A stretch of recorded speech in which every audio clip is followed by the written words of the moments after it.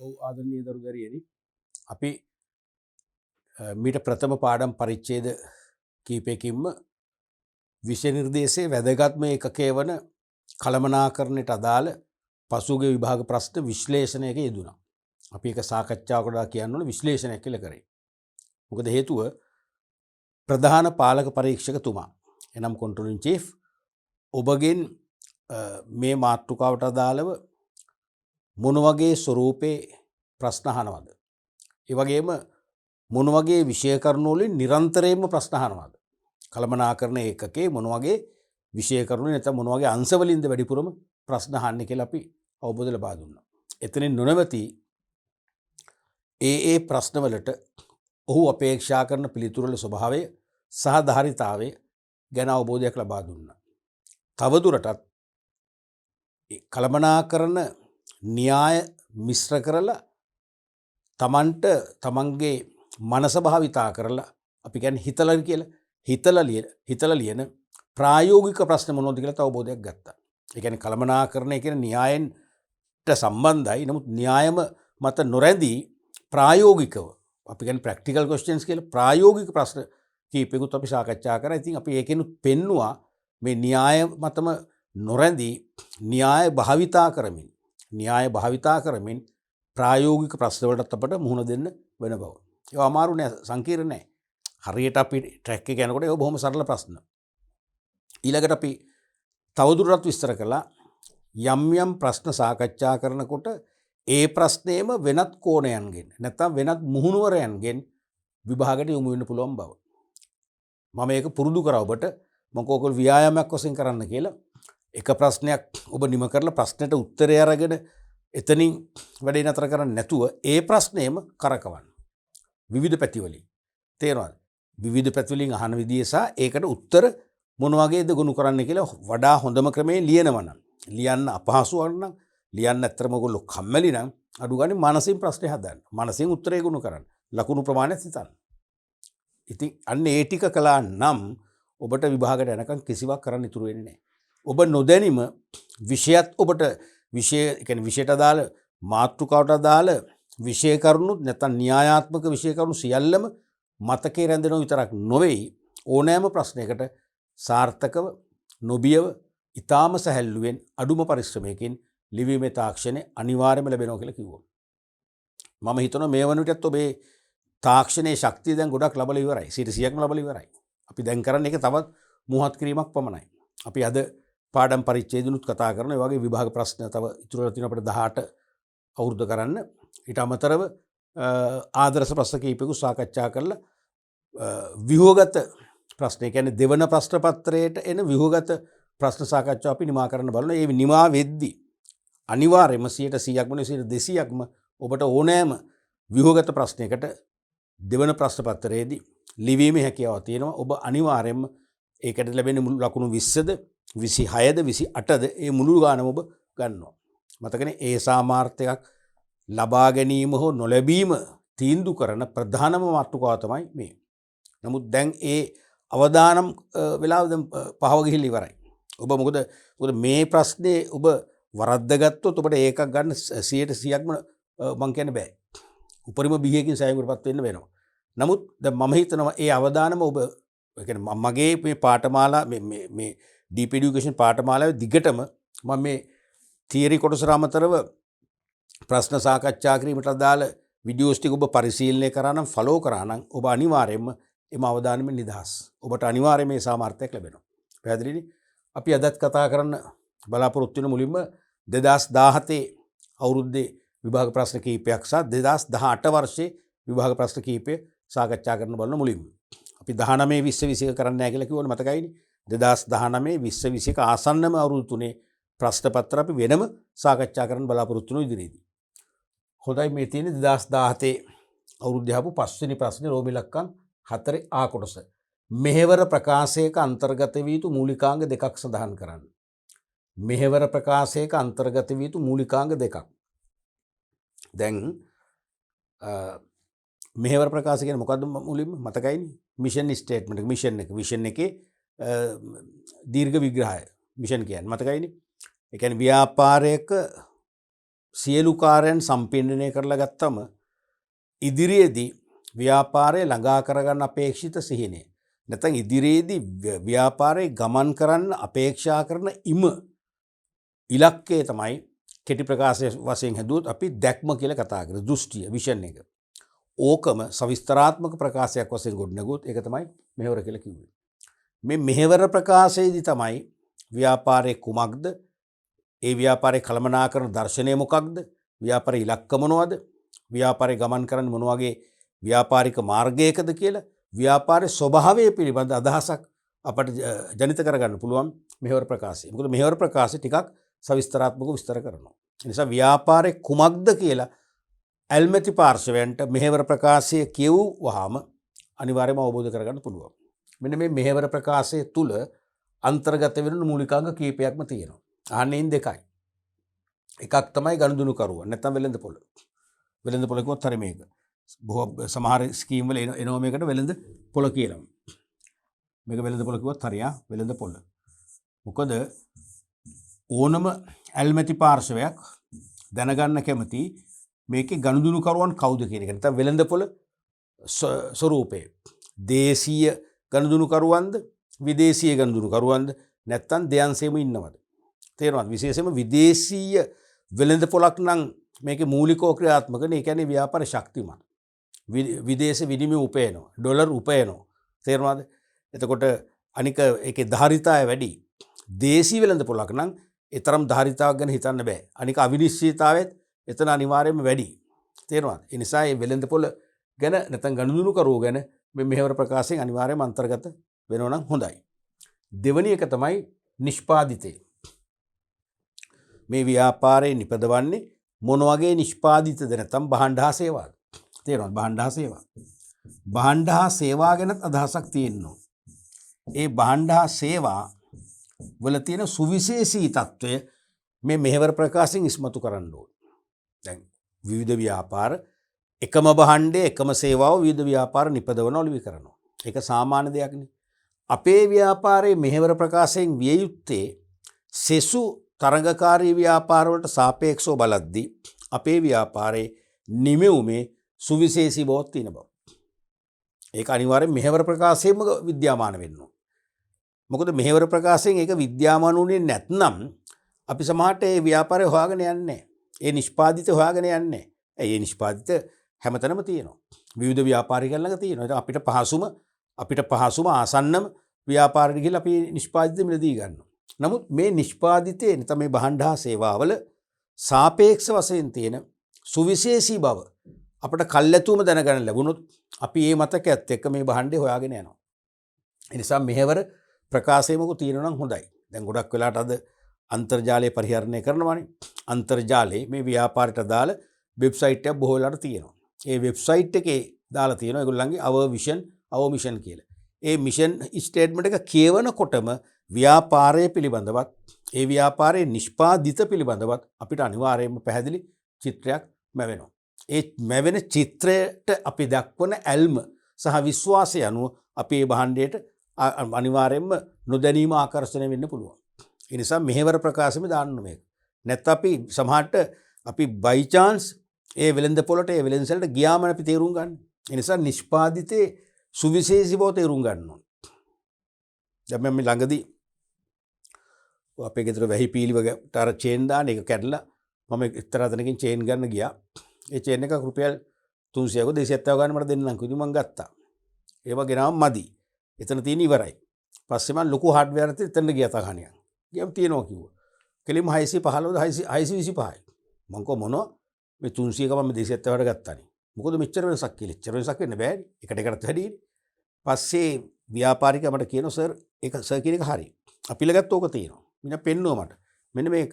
අපි දෙන්නා මේක 265 රුපියල් 5ක් අඩු වෙන තව සර් අමුණ 270නේ. මේක සර් වෙනස්. මේකේ මේ අර තියෙනවනේ මේ ප්ලාස්ටික් කෝට් එකයි කෝට් එක වැස්සරවුවට යන්නේ නැහැ. අනික මලකඩ කන්නේ අවුරුදු 3කට පස්සේ. අවුරුදු 3ක් යනකම් අපිට විශ්වාසයි. මේකට ගැරන්ටි එකක් නැහැ. නමුත් අපි දෙනවා කට වචනේ සර් මේ රිසිට් එක තියාගන්න 3කට ඉස්සෙල්ලා මොන හරි මේක අර මොකද පිටතර ප්ලාස්ටික් කෝට් එක ගියොත් හරි දිරලා කඩන් වඩනොත් හරි ගේන අපි අනිවාර්යෙන් රිප්ලේස් කරලා දෙනවා. මොකද මේක වෙනස් ක්වොලිටි එකක්. ඒකයි මේකේ ගාණ වැඩි. දිත්තේකෝ මේකත් ඇත්තේ. දැන් අරව සාමාන්‍යයෙන් දැන් මම මාස 3-4න් ඒව දිර්ලා යනවනේ. අර ප්ලාස්ටික් කෝට් එක අවුවට පිච්චෙන වැස්සට හේදිලා යනවා. ඉතින් මමත් කැමැත්තෙන් ගත්තා. දැන් ඔන්න ඔය වගේ මම කියන්නේ දැන් ඒ වැහි පීලුවට දාන චේන් එකේ සුවිශේෂී බවක්නේ හයිලයිට් කරේ. මං කියන්නේ දැන් මම ගියපු නිසා. දැන් මම ගියේ නැත්තම් මම දන්නේ නැහැනේ. දැන් මම ඇත්තටම නෙට් එක චෙක් කරන් නෙට් එකේ ඔය ව්‍යාපාරේ නැතුව වෙන ව්‍යාපාරයක් ඔය ප්‍රොඩක්ට් එකම ඒ ප්‍රොමෝට් කරලා තිබුණා නම් නැත්නම් මෙහෙවර ප්‍රකාශය තිබුණා නම් අපේ ව්‍යාපාරේ මෙන්න මේ වගේ නිමියුම් පමණයි තියෙන්නේ. මිල වැඩි. හැබැයි නිමියුම් වල ක්වොලිටි එක මේකයි. කල්පවත්ම වැඩි. ඔබ වෙන ව්‍යාපාරයකින් 3 වාරයක් ගන්න එක අපේ ව්‍යාපාරේ එක වාරෙන් ගත්තම ඔයාලගේ ප්‍රශ්න ඉවර කියන අදහසක් අපිට දෙනවා නම් අපි එතනට ආකර්ෂණය වෙනවා. ඒ නිසා මෙහෙවර ප්‍රකාශය මේ නිෂ්පාදිතය කියන්නේ නිකන් නිෂ්පාදිතය නෙවෙයි. මේ නිෂ්පාදිතයේ සුවිශේෂී අංග අනිවාර්යයෙන්ම හයිලයිට් වෙන්නට ඕන. තේරුණාද? තුන්වෙනි එක තමයි වෙළඳපොළ. මෙතන මේ වෙළඳපොළ කියලා අදහස් කරද්දී දැන් මෙතන කොට ගනුදෙනු කරුවන් කියලා. මෙතන වෙළඳපොළ කියලා අදහස් කරන්නේ ඇත්තටම අර ගනුදෙනු කරුවන්ම තමයි. දැන් මම මාකින් ස්කීම් එක හැදුවා නම් මේ උත්තර දෙකම දාන්නේ නැහැ. මේ උත්තර දෙකම දාන්නේ නැහැ. තේරුණාද? මම මාකින් ස්කීම් හැදුවා මේක දැන් එක ඇත්තටම එක උත්තරයක්. එකම පවුලනේ. මෙතන මේ අදහස් කරන්නේ දැන් ඇත්තටම මෙතන කියපු කියන වෙළඳපොළ කියලා. ඒ කිව්වේ දේශීයද විදේශීයද නැත්නම් මිශ්‍රද? මෙතන අදහස් කරන වෙළඳපොලේ ප්‍රමාණය. වෙළඳපොලේ ප්‍රමාණය. අපි විශාල වෙළඳපොලක් නැත්නම් අපේ නිෂ්පාදිතය තමයි ලෝකේ ලොකුම වෙළඳපොළ දිනාගත්ත නිෂ්පාදිතය. වැනි අදහසක් මෙහෙවර ප්‍රකාශයෙන් අපිට මේ වපුරන්න පුළුවන් නම් විද්‍යාමාන කරන්න පුළුවන් නම් ඒකත් ඇල්මැති පාර්ශවයන් විශේෂයෙන්ම ගනුදෙනු කරුවන් ආකර්ෂණය කරගන්න හොඳ අවස්ථාවක් වෙනවා. එහෙනම් මෙතන අදහස් කරන්නේ වෙළඳපොලේ ප්‍රමාණය සයිස් එක. තේරුණාද? ඒ වෙළඳපොලේ ප්‍රමාණය ප්‍රමාණවත්ද නැත්නම් අතිවිශාල අංක 1 ලොකුම වෙළඳපොළ කොටස අපි දිනාගත්තද නැද්ද කියන අදහස තමයි මෙතන දෙන්නේ. නමුත් ඉතින් ඒකේ එහෙම තර්කයක් තියෙනවා කන්ට්‍රෝල් චීෆ් කියන විදිහට. නමුත් මම කියන්නේ මේ දෙකම එකට දුන්නා නම් හොඳයි කියලා හිතෙන්නේ. මොකද වෙළඳපොළක මේ කෝකත් එකයිනේ. එකම පොයින්ට් එකනේ. නේ නම් දාන්න පුළුවන් වෙළඳපොළ. එනම් දේශීය විදේශීය ගනුදෙනු කරනකින් සමන්විත වෙන බව. ඒ වගේම තරංකාරී වෙළඳපොළ තුල වැඩිම වෙළඳපොළ කොටස දිනාගත්තේ අපි කියන අදහස ලස්සනට දෙන්න පුළුවන්කම තිබුණා. දැන් මම හැදුණා මේ දෙක දාන්නේ නැද්ද විදිහට තේරෙනවද? මෙතනද අදහස් කරන්නේ වෙළඳපොළ ප්‍රමාණය. සයිස් එක. ප්‍රමාණය හා අත්පත් කරගත් කොටස. මොකද දැන් වෙළඳපොලේ වැඩිම වෙළඳපොළ දිනාගත්තේ අපි කොහොම ටිකක් එතන ආකර්ෂණයක් තියෙන ටිකන්නේ ඍජු ආකර්ෂණය වෙනෝනේ. පාරිභෝගික අනිවාර්යයෙන්ම නැඹුරුවක් දක්වනවා. තේරෙනවද? දැන් ඔය උපකාරක පන්ති ගුරු ප්‍රචාරණය කරන්නේ ලංකාවේ වැඩිම ඒ සාමාර්ථ ප්‍රමාණය බිහි කළ පාඨමාලාව. ලංකාවේ වැඩිම දිස්ත්‍රික් ප්‍රමුඛයන් බිහි කළ පාඨමාලාව. ඒක ඇත්ත නැත්ත වෙනම කතාවක්. ඒකෙදි අපි පොඩ්ඩක් හිතනවා. ආකර්ෂණයක් ඇති වෙනවා. අන්න ඒ වගේ මේ වෙළඳපොළ ප්‍රමාණය අපි තමයි ලංකා අංක 1 ගනුදෙනු කරන සංඛ්‍යාව දිනාගත්තා. අංක 1 වෙළඳපොළ තියෙන අපි ළඟ කියන අදහස තුල ගනුදෙනු කරුවන්ට දෙපාරක් හිතන්න වෙනවා. අනිවාර්යයෙන් මේගොල්ලෝ ආකර්ෂණය කරන හොඳ පෙළඹවීමක් ඇති කරනවා. මේ වගේ මිෂන් ස්ටේට්මන්ට් එක තුලින් මේව ගම්‍යමාන කරන්න පුළුවන්. ඊළඟට ස්ව සංකල්පය කියන්නේ සෑම ව්‍යාපාරයකම තියෙන සංකල්පයක්. ව්‍යාපාරයටත් ව්‍යාපාරයේ නිෂ්පාදිත වලටත්. ඒ නිෂ්පාදිතයෙන් අදාළ තමන් විසින් ගොඩනගාගත්ත සංකල්පය අනිවාර්යෙන් මෙහෙවර ප්‍රකාශයෙන් විද්‍යාමාන වෙන්නට ඕන. තේරුණාද? ඒ සංකල්පෙකින් එක එක ව්‍යාපාරවල එක එක නිෂ්පාදිත එක එක අවස්ථානු අසමාන වෙනවා. තේරුණාද? දැන් අපි හිතමු නිවාස ඉදි කරලා අලෙවි කරන ව්‍යාපාරයක් කියන්නකෝ. නිවාස ඉදි කරලා අලෙවි කරන ඉදිකිරීම ශේෂ්ඨ ව්‍යාපාරයක් කියන්නකෝ. මෙයාලගේ සංකල්පය විය හැක්කේ පාරිභෝගිකයා වැය කරන මිලට ඊටාම අනර්ග තත්වයේ සුපිරි නිවසක් ලබා දීම. ඒක තමයි ඒගොල්ලෝ කන්සෙප්ට් එක. සමහර විට ඒගොල්ලන්ගේ සෙසු තරංකාරී ඉදිකිරීම් සමාගම් වල නිවාස වලට වඩා 120ක් විතර මිල වැඩි වෙන්න පුළුවන්. අන්නේ මිල වැඩි වුණාට ප්‍රශ්නයක් නැහැ. ඒගොල්ලෝ කියනවා අපේ සංකල්පය ඊටා සුරක්ෂිත නිවසක්. දීර්ඝකාලීන පවතින නිවසක්. අනික සුපිරි ගණේ නිවසක්. ඒ කියන්නේ නිවසේ කිසිදු අඩුපාඩුවක් නැහැ. නිෂ්පාදිතය විලාසිතාව කිසි අඩුපාඩුවක් නැහැ. ඒ කියන්නේ අදට ගැලපෙනව විතරක් නෙවෙයි තව අවුරුදු ගානකට ඒ නිවාසයේ විලාසිතාව යල්පනින්නේ නැහැ. තේරුණාද? අන්න ඒ වගේ මේ සුපිරි බව. තේරුණාද? ඒ නිවාසයේ තියෙන සුපිරි බව තමයි සංකල්පය. අපි තුමු මෝටර් වාහනයක් කියලා. මෝටර් වාහන නිෂ්පාදනය කරන ව්‍යාපාරයක් නම් මෝටර් වාහන නිෂ්පාදනය කරන ව්‍යාපාරයක් නම් ඒකේ සංකල්පයක් තියෙන්න පුළුවන්. මොකද්ද? උපරිම මගින්ට ආරක්ෂාව. උපරිම මගින්ට ආරක්ෂාව. සමහරට වේගවත් නැති වෙන්න පුළුවන්. සුවපහසු අඩු වෙන්න පුළුවන්. සුවපහසු අඩු වුණාට මොකද්ද කන්සෙප්ට් එක? මගින්ගේ උපරිම ආරක්ෂාව. සමහරට එයාබෑග්ස් තියෙන්න පුළුවන් 15ක් විතර දාලා. තේරුණාද? අනික වාහනේ ලේසියෙන් ලිස්සල යන්නේ නැහැ. වාහනේ පෙරලෙන්නේ නැහැ. තේරුණාද? ඇතම් ජනප්‍රිය සමාගම් හදලා තියෙන්නේ. දැන් අපි මේ වාහන මිලදී ගන්නෙම ඒ සංකල්පයත් එක්කනේ. තේරුණාද? අන්න ඒ වගේ සංකල්පය මේකෙන් විද්‍යාමාන වෙන්නට ඕන. ඔව් ඊළඟට අගනාකම් විශ්වාස හා දර්ශනය. සෑම ව්‍යාපාරයකටම දර්ශනයක් තියෙන පුළුවන්. බොහෝ වෙලාවට ඒ දර්ශනය කළමනාකාරීත්වයේ විසින් තමයි සක්‍රිය කරන්නේ. ඉදිරියට පවත්වාගෙන යන්නේ. දර්ශනය කියන්නේ ප්‍රතිපත්තියක්. තේරුණාද? ඒ දර්ශනය අතිශය වැදගත්. දැන් අපි සමහර ව්‍යාපාර දර්ශනය ගනුදෙනුකරු තෘප්තිමත් කිරීම. ඒගොල්ලන්ගේ ලාභය නෙවෙයි. ලාභයට වඩා ගනුදෙනුකරු තෘප්තිය කියන දර්ශනය ඇහෙනකොට අපිට ආරංචි වෙනකොට අපි අනිවාර්යයෙන් මේ ව්‍යාපාරයට ලෙන්ගතු වෙනවා. අපි ඒ ව්‍යාපාරයට ආකර්ෂණය වෙනවා. ඒ නිසා අනිවාර්යයෙන්ම දර්ශනය මිෂන් ස්ටේට්මන්ට් එකේ තියෙන්න ඕනේ. ඊට අමතරව අගනාකම් හා විශ්වාස. දැන් යම් ව්‍යාපාරවල අගනාකම් තියෙනවා. අපි හිතමු දැන් මම ගයක් හදද්දී ඔය සරණේරු එහෙම තියෙන ජනෙල් දොරට හයි කරන ඒක ගත්තේ එක්තරා දේ ඒගොල්ලෝ හදන තැනක් ගියේ. ගත්තේ ඒගොල්ලෝ කිව්වා මේ සාෆි ලයිෆ් ටයිම් මම කිව්වා දැන් අපිට මේක මොකක් හරි මොකද වගකීම් සහතිකයක් මොන සහතිකයක්වත් අවශ්‍ය නැහැ කිව්වා. මම කොහෙද අපි මේ රිසිට් එක තියන්නේ නැහැ රිසිට් එකත් අවශ්‍ය නැහැ කිව්වා. බලන්න රිසිට් එකත් අවශ්‍ය නැහැ කිව්වා. සර්ලා ඕන දවසක මේක කැඩුනොත් ගේන අපි දන්නවක අපේ බඩු. බලන්න යා කියපු විශ්වාසය අපේ බඩු අපි අඳුර ගන්නවා සර්. මේ මුළු සවස් කොල කැලි මුකුත් අවශ්‍ය නැහැ. ඕන දවසක ගේන්නකෝ අපි අනිවාර්ය මාරු කරගො ලේසින් කැඩෙන්නෙත් නැහැ කිව්වා. ඒ කිව්වා වගේ අවුරුදු 4ක් 5ක් ගිහිල්ලා අපේ ගෙදර ඉන්න ඉංජිනේරු පුතේ යා එක පරීක්ෂණ කරනවා. මිටියක් අරන් පරීක්ෂණ කරන්න කියලා ගහලා එක අර හුලං කොක්කක් කැඩුනා. ඒ ගහලම කැඩුවේ මෑන්. විස නැතේ කැඩෙන්නේ නැහැ. වෙරෙන්න වෙන අද වෙනකම් මුකුත් අවුරුදු 20කට වැඩි ඩැමේජ් එකක් වෙලා නැහැ. මම ඉතින් ඒක අරගෙන ගියා. එතකොට යනකොට එයාගේ බිරිඳ මේ ආන්ත්‍රා වෙලා එයාගේ ෆොටෝ එකක් දාලා මම කිව්වා හාමිනේ කියලා. පෙන්නෝ මෙහෙම කළා එයාගේ ඇස් දෙක කඳුළුත් ආවා. ඊට පස්සේ මම ඒ විස්තර කතා කරලා මේව කළා පස්සේ මම කොහොමද මෙහෙම දෙයක් වුණා ප්‍රශ්නයක් නෑ මොන සිද්ධ දෙන්න කිව්වා. ටක් ගාලා දුන්න එක. අගනාකම් නෙවෙයි දේව. අගනාකම්. දැන් ඔබ දන්නෝ සමහර තැන් වලින් බඩු ගත්තම අපි රිසිට් එක අරන් ගියත් වගකීමේ සහතිකයේ ගෙනිච්චත් බලන්නේ මොකක් හරි අඩුවක් කියනවනේ. ඒක වගකීමේ සහතිකයේ දිනේ මැකිලා තියෙනවා. ඒක දිනේ තියෙන කෑල්ල ඉරලා තියෙනවා. එමෙත වගකීමේ සහතිකයේ අපි හිතමු අදාළ වෙන්නේ අසවල් රටට විතරයි. මේක අපේ රටට අදාළ වෙන්නේ නැහැ. දැන් මම එක්තරා වෙලාවක සිංගප්පූරුවෙන් කැමරා එකක් අරගෙන වගකීම් සහතිකෙත් ගත්තා. අරගෙන අපි ගියා තායිලන්ඩ් ගිහිල්ලා අර සෆාරි ටූර් එක යනකොට මගේ අතින් බස් එකේදී වැටුණා. ඉතින් වැටුණා මේක අර ඩැමේජ් වුණා. පස්සේ මං එහෙ ඒජන්සියට ගියා. ගිහලා සහතිකෙ පෙන්නු පරගො නෑ. මේකට අපිට කරන්න දෙයක් නෑ කිව්වා. මේක වර්ල්ඩ් වයිඩ් මේ සහතිකයක් නෙවෙයි. මේක අනිවාර්යෙන් වැලිඩ් සිංගප්පූරු විතරයි. මම කොහෙද කියලා ගහලා තියෙන පෙන්නපන් කියලා. එහෙම ගහපු තැනකුත් නෑ. ගහපු තැනකුත් අපි දෙන්නේ නෑ කිව්වා. එහෙමනම් පැහැදිලිවම වර්ල්ඩ් වයිඩ් කියලා ගහලා තියෙනවා කිව්වා.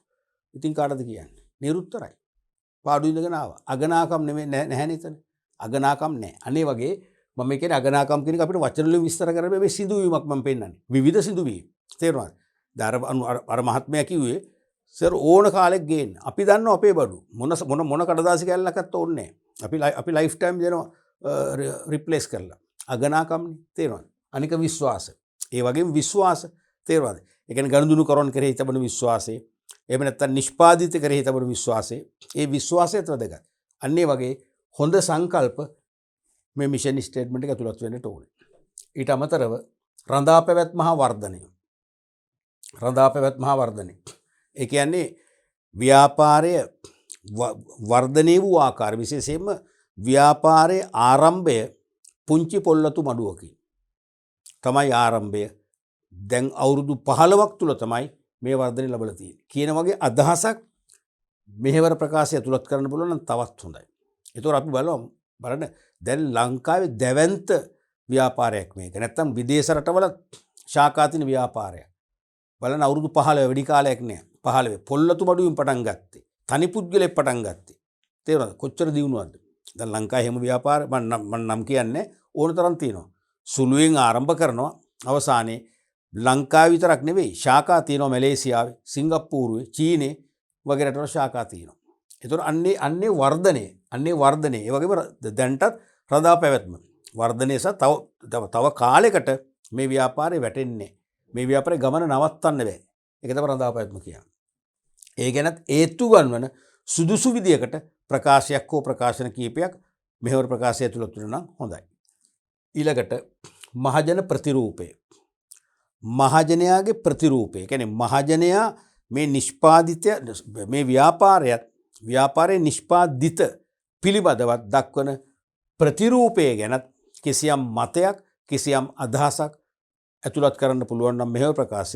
මෙහෙවර ප්‍රකාශයේ වේට් එක බර නැත්තම් අගේ තවත් වැඩි වෙනවා ඒ මෙහෙවර ප්‍රකාශයේ අනිවාර්යයෙන්ම වැඩිම ඇල්මැති පාර්ශ්වයන් සමූහයකගේ මොන ගැනීමටද පිළිගැනීමටත් බඳුන් වෙනවා තේරුණාද අනිවාර්යයෙන්ම මහජන ප්‍රතිරූපය කියන්නේ මහජනතාව ඉහළ විශ්වාසයක් තබලා මහජනතාව අපේම නිෂ්පාදිත පස්සේ ඇවිල්ලා මිලදී ගන්න බව වැනි අදහසක් අන්තර්ගත කරොත් මහජනයා තුල තියෙන මේ ප්‍රතිරූපයත් එක්ක එහෙනම් තව තවත් මොකද වෙන්නේ තව තවත් මහජන කොටස් ආකර්ෂණය කරගන්න එක හොඳ අවස්ථාවක් වෙනවා පැහැදිලිනේ ඊළඟට තාක්ෂණය ව්‍යාපාරේ භාවිතා කරන තාක්ෂණය නවීන තාක්ෂණයේ භාවිතා කරන නිසා කිසිම දෝෂයක් අඩුපාඩුවක් ඇති වෙන්නේ නැහැ ඔබට උපරිම ගුණාත්මක සේවයක් එකකින් ලැබෙනවා කියන අදහස අපේ සිත්වලට ගෙන යන්න මෙහෙවර ප්‍රකාශයේ තාක්ෂණය ගැන අදහසක් තියෙන්නට ඕන විශේෂයෙන්ම ප්‍රයිවට් හොස්පිටල් තියෙනවනේ පෞද්ගලික රෝහල් ඒවේ අති නවීන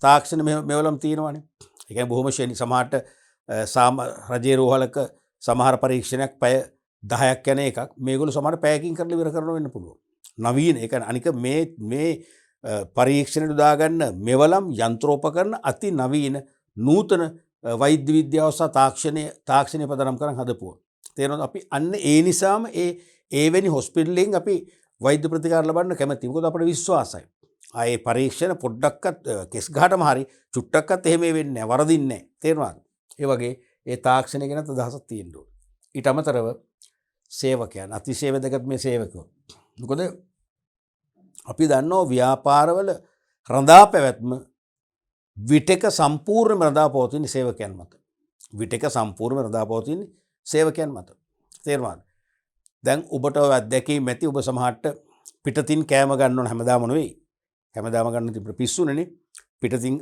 සමහර අමුත්තනාවන් පස්සේ තාපේ ගෙදර අම්මට අසනීපන අපි එහෙම කෑම ගන්න ඕනේ එළියේ ඒ කෑම ගන්න තෝරගත්ත භෝජනාගාර කීපයක් ඇති ඒනුත් ඔබ වැඩිපුර ටිකක් මිල වැඩි වුණත් වැඩිපුර කෑම මිලදී ගන්න කැමති භෝජනාගාරයක් තෝරගන්නේ නැද්ද ඔබේ ප්‍රදේශයේ තියෙනවා මගේ ප්‍රදේශයේ තියෙනවා එහෙම ඒ තෝරගත්ත මොකක් නිසාද බොහෝලාට තෝරගත්තේ අයිතිකරු නිසා නෙවෙයි අපට සේවාව සපයන අපි හිතමු කවුද ස්ටුවර්ට්ලා ඒගොල්ලෝ නිසා නෙවෙයි තේරුණාද අපි තෝරගත්තේ ඒ භෝජනාගාරයේ මුළුතැන්ගේ ප්‍රධාන සුපවේදියා නිසා තමයි අපි තෝරගත්තේ මොකද ඒ සුපවේදියා රසකාරක දාන්නේ නැහැ කියලා අපිට විශ්වාසයි අජිනමොටෝ පාවිච්චි කරන්නේ නැහැ තේරුණාද ස්වභාවික රසකාරක පාවිච්චි කරලා තෙල් ඉතාම අඩුවෙන් පාවිච්චි කරලා රසට ගුණට කෑම හදන බව අපි දන්නවා එහෙනම් ඒ අන්නේ සුපවේදිය නිසා තමයි අපි එතනට ගෙලිම ලදී ගන්න. දැන් අපිත් එහෙම හදිස්සියට කෑම ගන්න භෝජනාගාරයක් තිබුණා. ඒත් ඔය ගියේ සුපවේදිය නිසායි. ඒ සුපවේදියාගේ බිරිඳ හදිසි ආන්ටා වෙනවා. අන්තිමට සති 2ක් 3ක් විතර එයාගේ ළමයිගේ ප්‍රශ්න විසඳ ගන්න විවේකයක් ගන්නවා. ඒ සයිද දෙක තුන අපි නිකම්වත් ඒ භෝජනාගාරට ගියේ නෑ. අපි දන්නවා දැන් එයා නෑ කියන එක. වෙන කෙනෙක් කෑම හදන්නේ නම් තෙල් දාලා එහෙමනේ.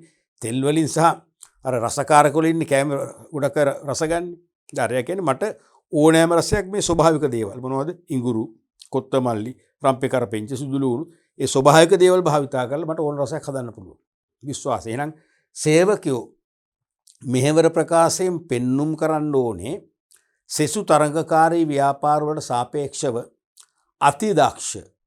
අතිදක්ෂ ඒ වගේම කුසලතාපූර්ණ කැප වූ අවංක සේවකීන් අපේ ව්‍යාපාරයේ සතු බව. ඒකම හේතු වෙනවා ඇල්මැති පාර්ශ්වයන් ව්‍යාපාරයට ආකර්ෂණය කරගන්න. තේරෙනවද? මෙන්න මේ වගේ හොඳ තොරතුරු කීපයක් මේ ඔක්කොම සමහරට ඔක්කොම අවශ්‍ය නැහැ. සමහරට මේ සියල්ලම එකම ව්‍යාපාරේ නැති වෙන්න පුළුවන්. සාමාන්‍යයෙන් මම කියන්නේ ව්‍යාපාර කීපයක මෙහෙවර ප්‍රකාශ බැලුවොත් අපි ප්‍රායෝගිකව මෙන්න මේ වගේ කරුණු තමයි පුරුණුලා තියෙන්නේ. ඒකෙන් මේ මෙහෙවර ප්‍රකාශය හරහා ව්‍යාපාරයට සමස්ත ව්‍යාපාරයට ඇල්මැති පාර්ශ්වයන්ගේ ෂණික ආකර්ෂණය දිනා ගන්න පුළුවන්. ඇල්මැති පාර්ශ්වයන් තුල ව්‍යාපාරය කෙරෙහි විශාල විශ්වාසයක් පිළිගැනීමක් ඉහළ ප්‍රතිරූපයක් වර්ධනය කරන්න පුළුවන්කම ලැබෙනවා. මෙන්න මේ වගේ කරුණ තුලත් මෙහෙවර ප්‍රකාශයක් මගේ. දැන් බලන්න මේකෙන් දැන් පේනවා. එහෙනම් ව්‍යාපාරයේ කුමක්ද? ඒක දර්ශනය මොකක්ද? ආදී වශයෙන් අපිට ඇල්මැති පාර්ශ්වයන් හොඳ පැහැදිලි කිරීමක් සවිස්තරාත්මකව කරනවා. මොකද්ද දැක්ම නැත්නම් විෂන් ස්ටේට්මන්ට් එකට වඩා මෙහෙවර නැත්නම් නිෂ්ඨාව කියන ප්‍රකාශනය මගේ. පැහැදිලිනේ? රයිට්. ඔය වගේ කරුණු දෙකයි බලාපොරොත්තු වෙන්නේ. ගොඩක් බලාපොරොත්තු වෙන්නේ දෙකට ලකුණු එක ගානේ දෙකක්. මොකද මේ ප්‍රශ්නේ කොටසක්නේ. දැන් මේක වැරදිලවත් මේ අයනු නැතුව පහේ රෝමිලක්කම් 4. නැත්නම් රෝමිලක්කමක තනි ප්‍රශ්නයක් වශයෙන් හොවනම් අනිවාර්යයෙන්ම 4ක් ලියන්න වෙනවා. ඒතකොට ලකුණු 4ක් ලැබෙනවා. පැහැදිලිනේ? රයිට්. අපි බලමු ඊළඟ ප්‍රශ්නය. 2017 පස්වෙනි ප්‍රශ්නේ රෝමිලක්කම් 5 අයන්න. රෝමිලක්කම් 5 අයන්න. සැලසුම් කරන ක්‍රියාවලියේදී දැකිය හැකි ප්‍රායෝගික ගැටලු 4ක් ලියන්න. ඔක නිතරම අහන්න මතකනේ. අපි දැන් ප්‍රශ්න ගණනාවක් කතා කරානේ. සැලසුම් කරන්නේ එක්කෝ ප්‍රයෝජන අහනවා, එක්කෝ සැලසුම් කරන්නේ මතුවෙන ගැටලු බාධක අහනවා. ඔය දෙකේ ඔච්චරයි තියහන්නේ මහ ලොකු දෙයක් නෑ. විභාග ප්‍රශ්න පත්‍රවල වරින් වර දෝලණය වෙන්නේ ඕකයි. මේ අවුරුද්ද හැවුවනම් සැලසුම් කරන්නේ ප්‍රයෝජන, ඊළඟ සැරේ අහනවා සැලසුම් කරන්නේ ගැටලු නැත්නම් බාධක. මාරුවට. පළවෙනි එක තමයි කාලීන හා නිවැරදි තොරතුරු යොදානු ගැනීම. දැන් සැලසුම් කරන්නේ අවසාන ප්‍රතිඵලයේ සැලැස්මනේ දරුවනේ සැලැස්ම. තේරුණාද? එහෙනම් අනිවාර්යයෙන් මේ සැලැස්ම හදනකොට කාලීන වර්තමානට ගැලපෙන තොරතුරු ඒ වගේම නිවැරදි තොරතුරු මත ඒ සැලසුම සකස් කරන්න ඕන. නැත්තම් තේරුමක් නැහැනේ. නැත්තම් ඒ සැලසුම ක්‍රියාත්මක කරොත් වෙන්නේ අපි වැරදි දෙයක් ක්‍රියාවට නැගුවා වෙනවා. අපි වැරදි ආකාරයට වැඩක් ආරම්භ කළා වෙනවා. එහෙනම් ඒකෙන් අපිට අපේක්ෂිත ප්‍රතිඵල බලාපොරොත්තු වෙන්න බෑ. එයි අපි දියත් කරන්නේ වැරදි ක්‍රියාමාර්ගය. තේරුණාද? ඒ නිසා අනිවාර්යයෙන් මේ සැලසුම් කරණයෙන් බිහි කරන සැලැස්මට කාලීන වර්තමාන තොරතුරු සහ වඩා නිවැරදි තොරතුරු පාවිච්චි කරන්න ඕනේ. එහෙම පාවිච්චි කරගන්න නැතුව අතීත බොහොම පහසුවට අතීත තොරතුරු පදනම් කරගෙන ඒ වගේම සමහරට වැරදි තොරතුරු සමහරට කවුරු හරි කියන තොරතුරක්. ඒ තොරතුරු මත අපි පදනම් කරා. අපි ඒ තොරතුරු සත්‍යතාවය හොයන්නේ පහසුවට. නැත්නම් අපි දැන් ඒවට අපි පරිරේෂණ කරන්න එපා තොරතුරු හොයන්න. තොරතුරු හොයන්න පරිරේෂණ කරන්න ඕනේ. රිසර්ච් කරන්න ඕනේ. පරිරේෂණ කරන ලොකු වියදමක් යනවා. ලක්ෂ ගාණක් යනවා. සේවකයන් 100 ගාණක් පාවිච්චි කරන්න වෙනවා. නැත්නම් පරිරේෂකයන් තේරුණාද? අපි ඒ මුදල ඉතුරු කරගන්නට අපි කවුරු හරි කියපු තොරතුරු ටිකක් මත පදනම් වෙනවා. නමුත් ඒ තොරතුරු වැරදි. එහෙනම් නිවැරදි නෑ. පැහැදිලිනේ? දෙවෙනි එක තමයි පසුගිය උපනතීන් හා පවත්නා දත්ත මත සැලසුම් සකස් කිරීම. ඒ කියන්නේ පසුගිය උපනතීන්. ඒ කියන්නේ මීට පෙර ව්‍යාපාර පරිසරයේ ඇතිවෙච්ච සිදුවීම් සහ දත්ත මත අපි සැලසුම් සකස් කරන්න යනවා. ඒත් අර ඉස්සෙල්ලා කිව්ව එකටම සමාන එකක් නේද කොට? අසාර්ථකයි නවිදිමත් නේ. පසුගිය උපනතීන්. ඒ කියන්නේ පහුගිය සිදුවීම් පදනම් කරගෙන ඒ පහුගිය සිදුවීම් වලට අදාළ දත්ත පදනම් කරගෙන සැලසුම් සකස් කරනවා. කියන්නේ අපි සැලසුම හදන්නේ කොහටද? ආපස්සට අතීතයට. අපි දන්නවා සැලසුමක් කියන එක හදන්නේ කවද? අනාගතයට. සැලසුමක් හදන්නේ හෙට දිනේටයි. දැන් පසුගිය උපනතීන් හා දත්ත මත හදනවා කියන්නේ අපි සැලසුම හදන්නේ අතීතයට. තේරුමක් නැහැ. අපි අතීතයට සැලසුම් හදන්න ඕනේ නැහැ. දැන් බිල්ඩින් එකක් හදලා නිම කළාට පස්සේ ගෘහ නිර්මාණ ශිල්පියෙක් ලවා අපි ඒකට බිල්ඩින් ප්ලෑන් එකක් තේරෙනවද? ගොඩනැගිලි සැලසුමක් අන්දෝගන තේරුමක් තියෙනවා. නෑ දැන් හදලා ඉවරයි. හදලා ඉවරයි.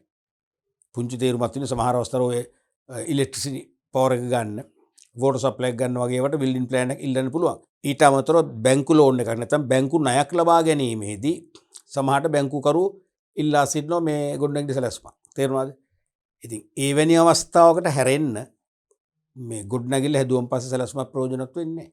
වඩා වැදගත් වෙන්නේ ගොඩනැගිල්ල හදන්න පෙරනේ. හදන්න පෙර සැලැස්ම හැදුවනම් තමයි ඒ ගොඩනැගිල්ල ඉදිකිරීම භාරවීන් ඉදිකිරීම සමාගමේ සිවිල් ඉංජිනේරුවාට සහ ඒ වැඩබිමේ ඉන්න ප්‍රධාන බාස් මහත්වරුන්ට වැදගත්. මොකද ඒගොල්ලන්ට මඟ පෙන්වනවානේ. මෙන්න මේ විදිහට මේ බිල්ඩින් හදන්න කියලා. තේරුණාද? ඒ වගේ තමයි එහෙනම් මේ පසුගිය උපනතීන් දත්ත මත සැලසුම් හදුන එක තේරුමක් නෑ. අතීතයට හදන්න. වැඩක් වෙන්නේ ප්‍රයෝජනයක් නෑ ඒක. ඒක බාධකයක්. අනිත් එක තමයි හැකියාව හා ධාරිතාව ඉක්මව සැලසුම් සකස් කිරීම. ඕක නොකළ යුතුම දෙයක්නේ. මං තියරි පාර්ට් එක උගන්වද්දි ඔබට මතකද දන්නේ ටිකක් කල් ඒක උගන්ලා මම කිව්වා මගේම අයියාගේ උදාහරණයක්. ඒ කියන්නේ තමන්ගේ ධාරිතාව ඉක්මවා ව්‍යාපාර ආරම්භ කරලා පවත්වාගෙන සැලසුම් හදනවා. සාර්ථක වෙන්නේ නැහැ. තමන්ගේ සම්පත් ධාරිතාවේ තමන්ගේ කුසලතා තමන්ට කැපවීමට ඇති හැකියාව අනුවන ව්‍යාපාරය තෝරගන්න. ඕක හරියට මම මේ කියන දේ පර්චස් 20ක ඉඩමක් තියෙනවා. හිතන්නකෝ පර්චස් 20ක ඉඩමක් තියෙනවා. ඉඩම හරි ඉඩම තමන්ට අපි දු තාත්තගෙන් අම්මගෙන් උරුමෙන් ලැබිච්ච නිදහස් ඉඩමක්. ඒකට සල්ලි යන්නේ නැහැ. තමන් ගෙයක් හදන්න සැලසුම් කරනවා ඔය පර්චස් 20ම ගේ. කාමර 8ක් 9ක් දානවා. තට්ටු 3යි. තේරුණාද? තුන්වෙනි තට්ටුවේ ටෙරස් එකකුත් තියෙනවා. සර්වන් බාත්රූම් 2යි. ඒ වගේම කාමර දෙකෙන් දෙකට මේ වෙනම බාත්රූම් එකක් නැත්නම් වොෂ්රූම් එකක් තියෙනවා. ඔහොම ගත්තම ඒ ගේ හදන්න යනවා. දැන් පවතින මේ කියන්නේ බඩු මිල අනුව නැත්නම් මෙටීරියල් කොස්ට් එක අනුව සහ ලේබර් කොස්ට් එක අනුව අපි හිතමු කෝටි 4ක් යනවා කියලා හිතන්නකෝ. කෝටි 4ක් යනවා. ඒක දිනෙන් දින වැඩි වෙන මිසක් අඩු වෙන්නේ නැහැ නේ. මෙටීරියල් කොස්ට් එක උද්දමනත් එක්ක ඉහළ යනවනේ. එතකොට කෝටි 4ක් යනවා. දැන් තියෙන්නේ ලක්ෂ අපි හිතමු 20යි. ලක්ෂ 20ට ණය ගන්නත් බෑ. මීට ඉස්සෙල්ලා අරන් ගත්ත ණය තියෙනවා. ඒ ණය තාම ගෙවමින් ඉන්නවා. ඒ නිසා අරකේ මොකෙන්ද ක්‍රිබ් එකෙන් ශ්‍රී ලංකා ණය තොරතුරු කාර්යාංශයෙන් ලැබෙන සහතිකයත් එක්ක කිසිම බැංකුවක ණය ගන්නත් බෑ. මෙයාට වෙන ඉතිරි කරගත්ත මුදලකුත් නැහැ. මහ ලොකු රැකියාවක් කරන්නෙත් නැහැ. සාමාන්‍ය රැකියාවක් කරන්නේ. ඉතින් ඒ රැකියාවෙන් ලැබෙන ආදායම තමන්ගේ පවුල ජීවත් වෙන්න අවශ්‍ය වෙනවා. ලක්ෂ 20යි තියෙන්නේ. මොකද වෙන්නේ පුළුවන්ද කරන්න? කෝටි 4ක බිල්ඩින් එක ලක්ෂ 20ෙන් කරන්න පුළුවන්ද? කරන්න බෑ. සමහර ලක්ෂ 20ෙන් ෆවුන්ඩේෂන් එකත් කම්ප්ලීට් කරගන්න බෑ. අත්තිවාරම සමස්ත ගෙට දැන් මුළු පර්චස් 20ම ගේනේ. අත්තිවාරයෙන් සමහර භාගයක් විතර නිම කරගන්න පුළුවන්. අත්තිවාරයෙන් භාගයක් නිම කරගෙන අත්තිවාරෙම උඩ අට්ටාලයක් හදාගෙන තමයි යාට නිදා ගන්න වෙන්නේ. ගේ හදන්න බෑ කවදාකවත්. තේරුණාද? අන්න පමණ ඉක්මව වැඩ කිරීම. එයාට විය යුත්තේ සල්ලි කවදා හරි ලැබෙන්න පුළුවන්. අද දුප්පත් මිනිස්සයා හෙට දිනේ පොහොසත්ම මිනිස්සෙක් වෙන්න පුළුවන්. ඒක රැන් තමන්ට සුයිප් එකක් දුන්නොත් ඔක්කොම ප්‍රශ්න විසඳනවනේ. ඒ වගේ ඕනනම් ඉදිරියේදී මුදල් ලැබුණොත් හැකියාව ලැබුණොත් තමන්ට ඒ බිල්ඩින් එක පොඩි කඩා ඉවත් කිරීම කරලා සම්පූර්ණ කඩන්න නැතුව පහසුවෙන් ලොකු කරගන්න පුළුවන් වෙන විදිහට සැලසුම හදාගන්න පුළුවන් ආර්කිටෙක්චර් ලැබුව. ලක්ෂ 20න් දැනට පදිංචි වෙන්න පුළුවන් වෙන විදිහට. අපි කියන්නේ කාමරයයි, පුංචි සාලයයි, කුස්සියයි, වොෂ්රූම් එකයි ඒ වගේ කියන්නේ අපි එහෙම හදාගෙන ඒක අවශ්‍යතාවය මත පුළුල් කරන්න, එක්ස්පෑන්ඩ් කරන්න පුළුවන් විදිහට. තේරුණාද? ඒකනේ වෙන්න ඕනේ. අන්න ඒ වගේ හැකියාව සහ ධාරිතාව ඉක්මවා සැලසුම් සකස් කරොත් කවදාකවත් ඒ සැලසුම් සාක්ෂාත් කරගන්න බෑ. අනිවාර්යයෙන්ම සැලසුම ක්‍රියාත්මක කරද්දිම මොකද වෙන්නේ? ආරම්භයේදී මේක ඇනහිරීමට ලක් වෙනවා. ඊළඟ එක තමයි උනන්දු හා කැපවීම ප්‍රමාණවත් නොවීම. අපි හිතමු සැලසුම පවතින සම්පත් සහ අපේ හැකියාවලට ගැලපෙන විදිහට වර්තමාන දත්ත අතීත දත්තේ වර්තමාන දත්ත සහ තත්වයන් පදනම් කරගෙන හදනවා. සැලසුම හරි. කිසි ප්‍රශ්නයක් නැහැ. නමුත් ඒත් සැලසුම අසාර්ථක වෙන්න පුළුවන්. මොකද්ද? සේවකයින්ගේ උනන්දුව සහ කැපවීම ප්‍රමාණවත් නැත්තම්. වැඩ කරන කළමනාකරන ඇතුළු සේවකයින්ගේ කැපවීම උනන්දුව ඉතා ඉහළ නම් තමයි මෙහෙයුම් ක්‍රියාවලිය නැත්නම් නිෂ්පාදන කටයුතු නැත්නම් අලෙවි කිරීමේ කටයුත්ත සාර්ථක වෙන්නේ. එහෙම නැත්නම් සාර්ථක වෙන්නේ. සැලසුම කොච්චර ඉස්තරම් අංක එකේ සැලසුමක් වෙන්න පුළුවන්. නමුත් සාර්ථක වෙන්නේ නැහැ. පැහැදිලිනේ? ඊළඟට ආයතනයේ සෑම මට්ටමකම සේවකයන්ගේ සම්බන්ධය හා සහයෝගය නොලැබීම. ඒ කියන්නේ සැලසුමට අනිවාර්යයෙන්ම සෑම දෙපාර්තමේන්තුවකම ආයතනික දෙපාර්තමේන්තු තියෙනවනේ. සෑම දෙපාර්තමේන්තුවකම සෑම මට්ටමකම සේවකයන්ගේ. ඒ කියන්නේ 15 මට්ටමේ සේවකයන්, ඒ කියන්නේ කළමනාකරු නොවන සේවකයන්, ඒ වගේම පළමු පෙළ නැත්තම් පහළ කළමනාකරුවන්, ඊට පස්සේ මධ්‍ය කළමනාකරුවන් සහ උඩ ඉන්න අග්‍ර කළමනාකරුවන් කියන සෑම මට්ටකම සේවකයන්ගේ සම්බන්ධය හා සහයෝගය ලැබෙන්න ඕන. ඒ කියන්නේ සැලසුම් සකස් කරනකොට හරිද? ඒ සියලු මට්ටම් වල සේවකයන්ට කිසියම් හෝ වගකීමක් පැවරිලා ඒගොල්ලන්ගේ දායකත්වයේ ලැබෙන ආකාරයකට හදන්න ඕන. හැදුනොත් හැම දිනාටම සිදු වෙනවා එකට අත්වල බෙදගෙන සාමූහිකව Tamanට පැවරුණු රාජකාරිය නිසියාකාරව ඉෂ්ට කරන්න. ඒකෙදි වෙන්නේ මොකද්ද? ප්‍රතිඵලය යහපත් වෙනවා. නමුත් එහෙම වෙන්නේ නැහැ. සෑම මට්ටමකම සේවකයන් ටච් වන ආකාරයෙන් ස්පර්ශ වන ආකාරයෙන් සැලසුම් හැදුවේ නැත්තම්. ඒ කියන්නේ සැලසුමෙන් සමහර මට්ටම් වල සේවකයන් අමතක කරලා තියෙනවා. නොසලකා හැරලා තියෙනවා. වගකීම් පෝරලා නැහැ. ඒතර ඒගොල්ලෝ කලකිරෙනවා. ඒගොල්ලන්ගේ සහයෝගය නැති වෙලා යනවා. සමහර අනිත්‍යය කටයුතු ක්‍රියාත්මක කරන ඒගොල්ලෝ උදව් කරන්නේ. ඒව කඩාකප්පල් කරන්න යටින් වැඩ කරනවා. එහෙම නෙවෙයි. එහෙම නොවන්නට ඕන. පැහැදිලිනේ? ඊළඟට සමස්ත කළමනාකරණ පද්ධතියට සැලසුම් සමෝදානිත නොවීම. අන්න තව ප්‍රශ්නයක්. තව බාධකයක්. අපි හදන සැලැස්ම හරි නැත්නම් සැලැස්මක් කියන සාමාන්‍ය ළමයි උපසැලසුම් ගණනාවක එකතුවක්නේ. උපසැලසුම් ගණනාවක එකතුව. අපි දැන් අන්තිම පාඩම කරද්දී ඔක තේරෙයි. දැන් අපි හිතමු සැලසුමක් කියන්නේ සැලසුම් කීපයක එකතුවක්. තේරෙනවද? අලෙවිකරණ සැලැස්ම, නිෂ්පාදන සැලැස්ම, මූල්‍ය සැලැස්ම, මානව සම්පත් සැලැස්ම, මෙහෙයුම් සැලැස්ම. කොහොමද තියෙන්නේ? ඒව එකතුනේ ව්‍යාපාර සැලැස්මක් කියන්නේ. අන්න ඒ වගේ මේ සමස්ත කළමනාකරණ පද්ධතියට සැලසුම් සමෝදානිත වෙලා නැත්තම්. සමස්ත කළමනාකරණ පද්ධතියට. ඒ කියන්නේ ආයතනයේ කළමනාකරණ පද්ධතිය මූලිකාංග 4යිනේ. Planning, organising, leading, controlling. හරිද? අන්නේ සමස්ත කළමනාකරණ පද්ධතිය කියන්නේ ඒකයි. ඒ සමස්ත කළමනාකරණ මූලිකාංග එක්ක සම වෙන්නේ, ටැලි වෙන්නේ සැලසුම්. තේරෙනවද? එහෙම නැත්තම් ඒ සැලසුමෙන් සමස්ත සැලසුම්, ඒ කියන්නේ අලෙවිකරණ සැලැස්ම මූල්‍ය සැලැස්මට ගැලපෙන්නේ. මූල්‍ය සැලැස්ම මානව සම්පත් සැලැස්මට ගැලපෙන්නේ. ඒ ටික මෙහෙයුම් සැලැස්මත් එක්ක ගැලපෙන්නේ. එහෙම බෑ. ඒ සැලසුම් ඒ උපසැලසුම් එකිනෙකට මැච් වෙන්න ඕන. තේරෙනවද? ගැලපෙන්න ඕන. සමපාත වෙන්න ඕන. එහෙම නුනොත් මොකද වෙන්නේ? ඒත් සාර්ථකයි. ඊළඟට සැලසුම බලාපොරොත්තු ආකාරයෙන්ම ක්‍රියාත්මක වෙතයි යන විශ්වාසය. දැන් අපි සැලසුමක් සකස් කරාම අපි හිතන ඒක ඒ විදිහටම ක්‍රියාත්මක වෙයි. එහෙම කියන්න බෑ. අපි හිතමු යම් ක්‍රීඩකයෙක් පුහුණු හොඳ දක්ෂ පුහුණු කරලා එයා තරඟයකට ඉදිරිපත් කරන්න සූදානම් වෙනවා. සූදානම් වෙලා පුහුණුකරුව ඒ දර්ශනපතෙන් අයින් වෙලා යනවා. එහෙම බෑ. තරඟේ අවසන් වෙලා ජයග්‍රහණය කරනකොට පුහුණුකරුව ඉන්නට ඕනේ. පුහුණුකරුවට සිරසියක් විශ්වාසයක් නෑ. එයා ලබා දීපු පුහුණු ශිල්ප ක්‍රම සිරසියක් එලෙසින්ම භාවිතා කළ මෙයා අනිවාර්යයෙන්ම තරඟේ දිනනවා කියලා එයාට එහෙම අනුමාන කරන්න බෑ. ඒ නිසා පුහුණුකරුවට තරඟේ පැවැත්වෙන අතරතුරත් යම් උපදෙස් දෙන්න වෙනවා. යම් මඟ පෙන්වීම කරන්න වෙනවා. තේරෙනවද? ඒ වගේ සැලසුමක් සකස් කරලා ඒක බලාපොරොත්තු වෙච්ච ආකාරයට සැලසුම් කළ ආකාරයටම ක්‍රියාත්මක වේය කියලා විශ්වාසය තබනවා. ඒ විශ්වාසය තබන එකම නරකයි. විශ්වාසය තබනවා කියන්නේ අපි පාලන කටයුතු සීමා කරනවා. ඒ කියන්නේ අධීක්ෂණය කරන්නේ අපි අපේක්ෂිත තත්වයේ සමග සත්‍ය තත්වයේ සසඳන්න යන්නේ. සංසන්දනය කරලා දුර්වලතා හඳුනගන්න යන්නේ. දුර්වලතා නිවැරදි කරගන්න ක්‍රියාත්මක වෙන්නේ. ඒක වෙන්න එපා. පාලනය ඕනේ. ඒ කියන්නේ සත්‍ය තත්වයේ සමග සැලසුම්ගත තත්වයේ මේ සංසන්දනය කරලා විචලතා හඳුනාගෙන ඒව නිවැරදි කරන්න එපා. ඒක අත්‍යවශ්‍යනේ. නමුත් ඒක කෙරෙන්නේ නැහැ. අපි හිතනවා දැන් සැලසුම තියෙනවනේ වැඩේ හරියි. බලන්න දෙයක් නැහැ. සම්පූර්ණ වැරදි. ඊළඟට සැලසුම් කරන පිළිබඳ ඇති විශ්වාසය අඩු වීම. තවත් හේතුවක් විසම ලංකාවේ සැලසුම් කරන ගැන ලොකු විශ්වාසයක් නැහැ. දැන් සැලසුම් ව්‍යාපාර සැලසුම් සම්පාදනය කරන විශේෂඥ ආයතන තියෙනවනේ. ලංකා රාජ්‍යාංශෙත් තියෙනවා, පෞද්ගලික අංශෙත් තියෙනවා. විශේෂයෙන් පෞද්ගලික අංශේ. ඒ පෞද්ගලික අංශේ පර්යේෂණ හා සංවර්ධන ආයතන තියෙනවා. Research and development institute. ඒ පර්යේෂණ හා සංවර්ධන ආයතන වලට සුවිශේෂී හැකියාවක් තියෙනවා. අනිවාර්යයෙන්ම පළදරන සැලසුමක් හදන්න. නැත්නම් අපි කියන්නේ මාකට් එකේ වැඩ කරන සැලසුමක් හදන්න. මොකද සමහර සැලසුම් හැදුවොත් ඒ සැලසුම අසාර්ථකයි. ඉල්ලුම වර්ධනය වෙන්නේ නැහැ.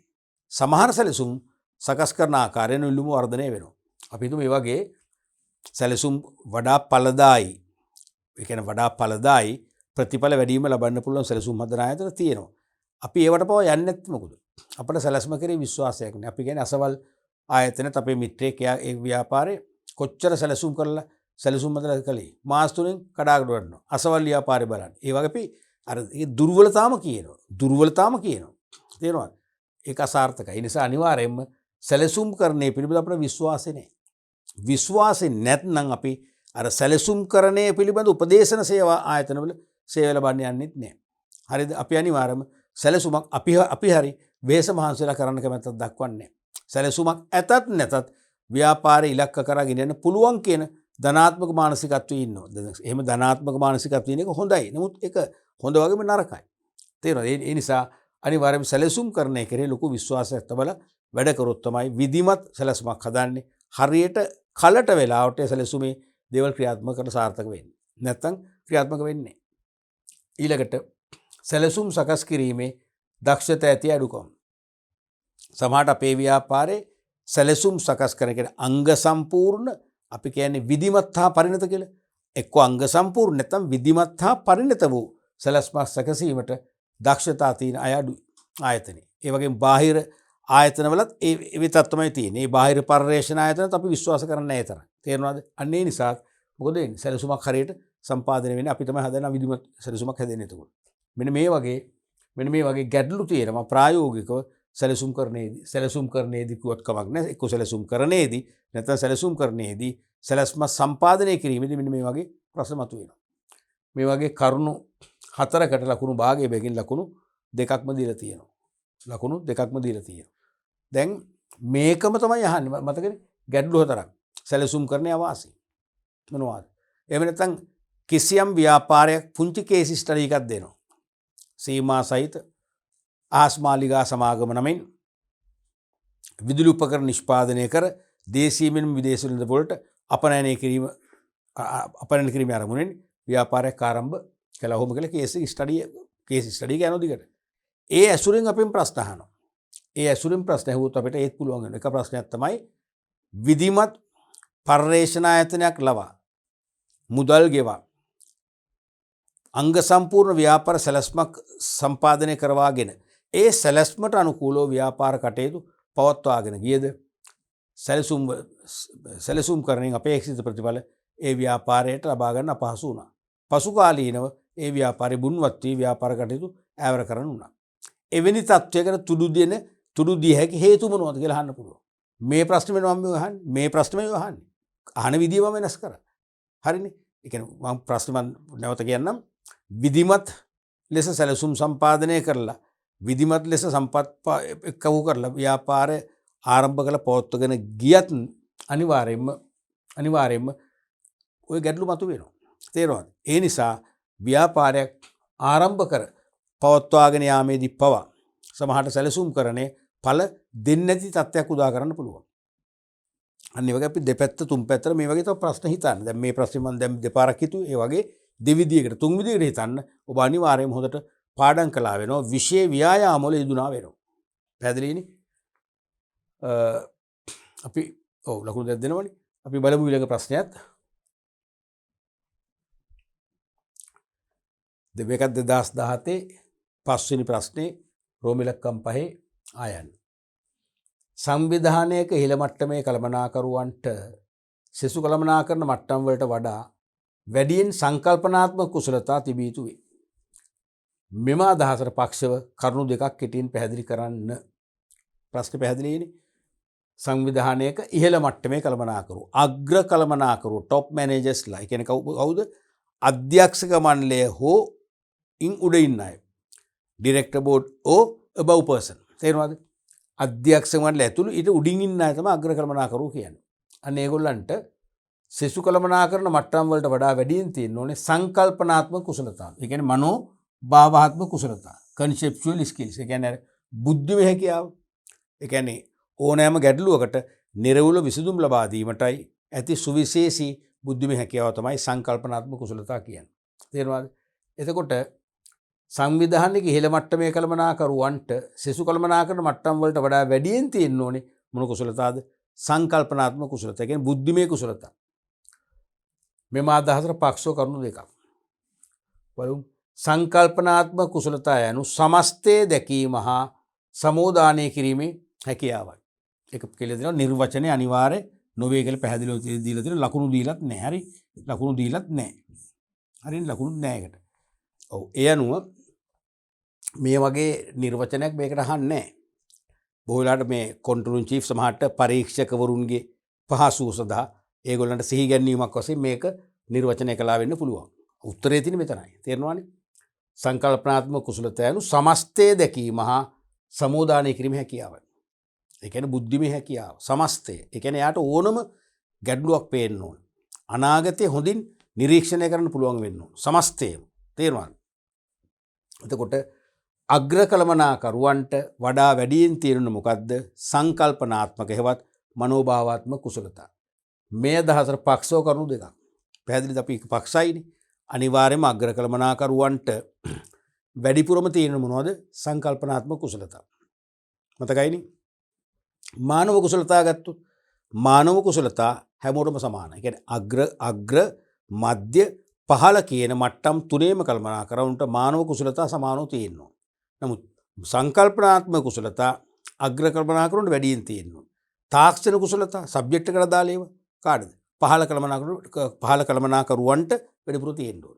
එහෙනම් ඇයි මේ අග්‍ර කල්පනා කරුවන්ට සංකල්පනාත්මක කුසලතා වැඩිපුර තියෙන්නේ? පළවෙනි එක තමයි සංවිධානයක සාංගමික අරමුණු නියම කිරීමට. සංවිධානයක සාංගමික අරමුණු නියම කිරීමට. මේ සාංගමික අරමුණු කියලා අදහස් කරේ මොකද්ද මෙතන? සාංගමික අරමුණු කිව්වේ සමස්ත අරමුණු කියන එකයි. දැන් ඕනම ව්‍යාපාරයක් හෝ ව්‍යාපාර සංවිධානයක සමස්ත අරමුණු තීරණය කිරීම තමයි අතිශය බාහිර දූර වෙන්නේ. ඒ සමස්ත අරමුණු යට තමයි අනිකුත් අරමුණු තියෙන්නේ. හරිද?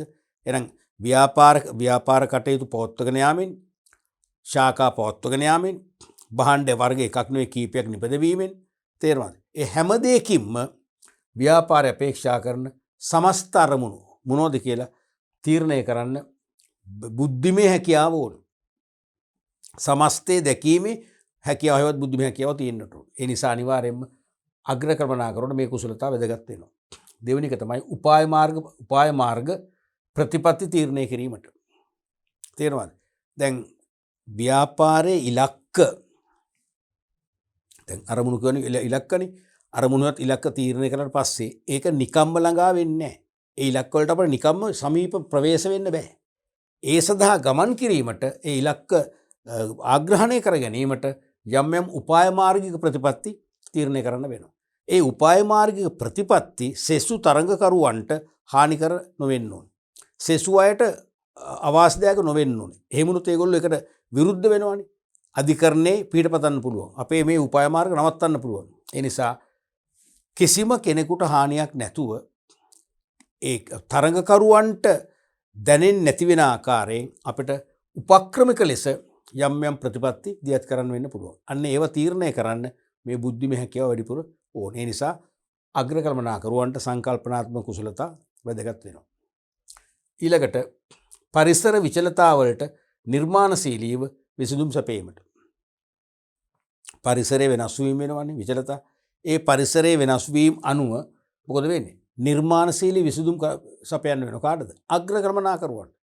පරිසරයේ වෙනස් වීම ඇති වෙනකොට පහළ මට්ටම් වල සේවකයන්ට ඒක බීතිකාවට හේතු වෙනවා. බය වෙන්න හේතුවක් වෙනවා. නැත්තම් පහළ මට්ටම් වල සේවකයෝ අන්දමන්ද වෙනවා. මේ වෙනස් වූ පරිසරය හැමුවේ අපි කොහොමද අපේ වැඩ කටයුතු ඉදිරියට ගෙන යන්නේ? අන්න එවැනි අවස්ථාවක අග්‍ර කල්පනාකරුවන්ට බිහිතියක් ඇති වෙන්න බෑ. අග්‍ර කල්පනාකරුවන්ට පුළුවන්කම තියෙන්න ඕනේ පරිසරයේ වෙනස් වීම උනේ ඇයි? කොතනින්ද මේ වෙනස් වීම උනේ? කොච්චර ප්‍රමාණයකින්ද ඒ වෙනස් වීම අපිට හිතකරද අහිතකරද? හිතකරනම් මොන වගේද? අහිතකරනම් විශේෂයෙන්ම මොන වගේ බලපෑමක් කරනවද කියලා විශ්ලේෂණය කරගන්න දකින්න එයාට බුද්ධිමය හැකියාව තියෙන්න ඕනේ.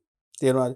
සංකල්පනාත්මක කුසලතා තියෙන්න ඕනේ. ඒකට ඊටත් වඩා ඒ පරිසර විචලතාවලට නිර්මාණශීලී විසඳුමක්. ඒ කියන්නේ හැමෝටම දෙන්න බැරි වෙන ආකාරයේ ඊටාම පිළිගත් තීන්දුවක් පිළිගත් විසඳුමක් ලබා දීමේ හැකියාව තියෙන්න ඕනේ.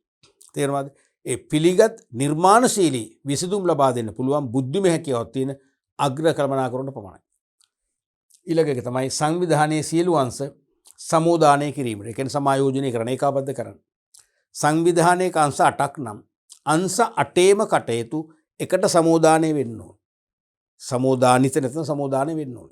හේතුව මං කල්ලුත් කිව්ව ඉස්සෙල්ලා පරිච්ඡේදයකදී යම් ආයතනයක යම් දෙපාර්තමේන්තුවක වැඩ කරන සේවකයෙක් මට යම් නිෂ්පාදිතයකට අදාළව එක්තරා වගකීමක් මට පැවරලා තියෙනවා. එක්තරා කාර්යයක් හෝ කාරණ කීපයක්. හරිද? මගෙන් පස්සේ ඊළඟ අංශයට ඕකේ නිෂ්පාදනය ගලාගෙන යනවා. තාම නිමි භාණ්ඩයක් උන් නර්ධ නිමි කියන්නකෝ. එහෙනම්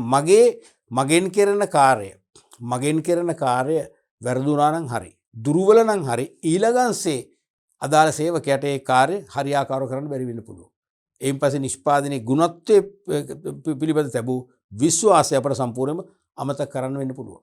ඒ නිෂ්පාදිතේ නිපදවල වෙළඳ පොළට දැම්මත් මාකට් රිටර්න්ස් වශයෙන් ඒ කියන්නේ නොවිකිනී ඉතිරි වෙන දේ වශයෙන් අපට බාර ගන්න අවදානමකුත් තියෙන්න පුළුවන්.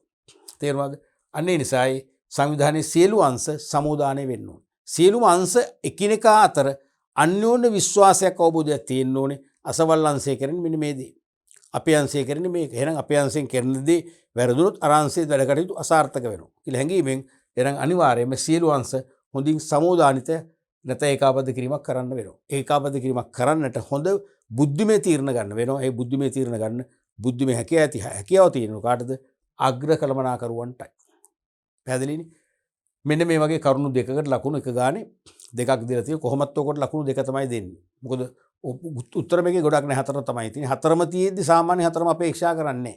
ඒ නිසා මේක අනිවාර්යයෙන්ම නැවත පේපර් එකට ආවත් එන්නේ මේ වගේ ප්‍රශ්නයක කොටසක් වශයෙන්. පැහැදිලිනේ? එතකොට දැන් මේ ප්‍රශ්නේම අහන්න පුළුවන් වෙන විදියකට. එහෙමත් ඔයගොල්ලෝ ව්‍යායාම කරන්න.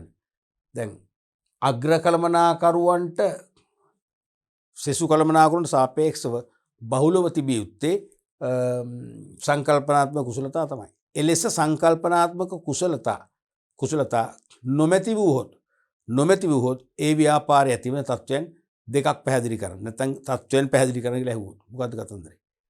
අග්‍ර කළමනාකරුවන්ට තිබිය යුතු සංකල්පනාත්මක කුසලතා නොමැති වීම නිසා අදාළ ව්‍යාපාරයට මුහුණ දීමට සිදුවන අවාසිදායක තත්ත්වයන්. කිව්වොත් මොකද? මේකම අනිත් පැත්ත ගන්න පුළුවන්. තේරෙනවද? සංවිධානයේ සාංගමික අරමුණු නිවැරදිව නියම කර ගැනීම හැකියාව නැති වෙලා යනවා. ඊළඟට උපාය මාර්ග ප්‍රතිපත්ති තීරණය කිරීම වර්ධිනවා. ඊළඟට පරිසර විචල්්‍යතාවකුත් කමන්නේ පරිසර විචල්්‍යතා නැත්නම් විචලතාවලට නිර්මාණශීලී විසඳුම් සැපීමට හැකියාව මගහැරෙනවා. සංවිධානයේ සියලු අංශ මනා සමෝදානය කිරීමක් කරන්න නොහැකි වෙනවා. මේ නිසා ව්‍යාපාරයේ මෙහෙයුම් කටයුතු අනිවාර්යයෙන්ම සාර්ථක වෙනවා. තේරෙනවද? අන්න ඒ වගේ අපිට වෙන පැත්තකින් මේක කියන්න පුළුවන් වෙන්න ඕනේ. අපි බලමු ඊළඟ ප්‍රශ්නය. 2017 වර්ෂයේම 6 වෙනි ප්‍රශ්නේ රෝම ඉලක්කම් 1.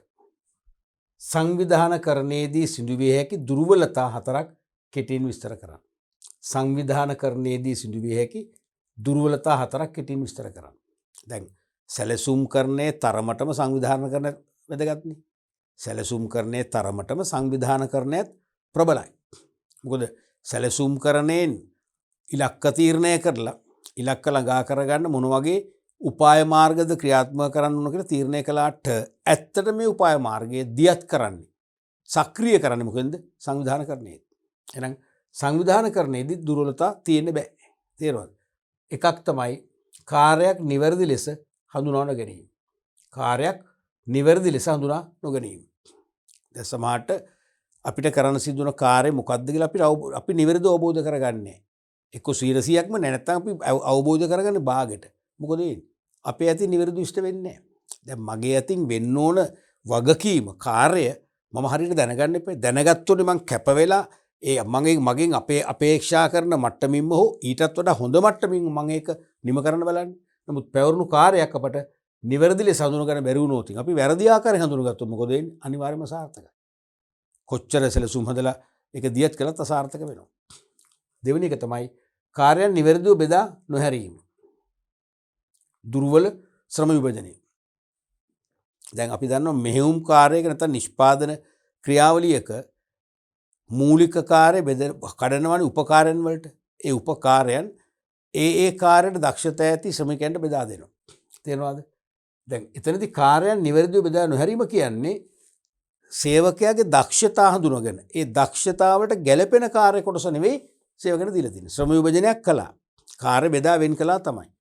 සේවකින් කීප දෙනෙකුට සේවක කණ්ඩායම් වලට දුන්නා තමයි. දුන්නට හරියට විභජනය කළේ නැහැ. ඒ කියන්නේ ඒ අදාළ කාර්යයට උගත්කම තියෙන, පළපුරුද්ද තියෙන, උනන්දුව තියෙන සේවකයට දෙන්න ඕන එක දුන්න වෙන කෙනෙකුට. අසාර්ථකයි ඒක. අනිවාර්යයෙන්ම සංවිධානය කරන සාර්ථකයි. එතකොට සේවකයාගෙන් උපරිම මොන සාධනයක්ද? කාර්ය සාධනයක් අපේක්ෂා කරන්න බෑ. සේවකයාගෙන් උපරිම කාර්ය සාධනයක් අපිට ලැබෙන්නේ නැහැ. ඊළඟට දෙපාර්තමේන්තුකරණය යෝග්‍ය ලෙස නොකිරීම. දෙපාර්තමේන්තුකරණයත් යෝග්‍ය ලෙස කරන්න ඕනේ. දැන් නිදසුනක් වශයෙන් දෙපාර්තමේන්තුකරණය කියලා කියන්නේ මොකද්ද? එක හා සමාන තනතුරු එකට ඒකාබද්ධ කිරීම. නැත්නම් පොදු ලක්ෂණ පදනම්ව එක හා සමාන තනතුරු එකට ඒකාබද්ධ කිරීම තමයි දෙපාර්තමේන්තුකරණය කියන්නේ. තේරුණාද?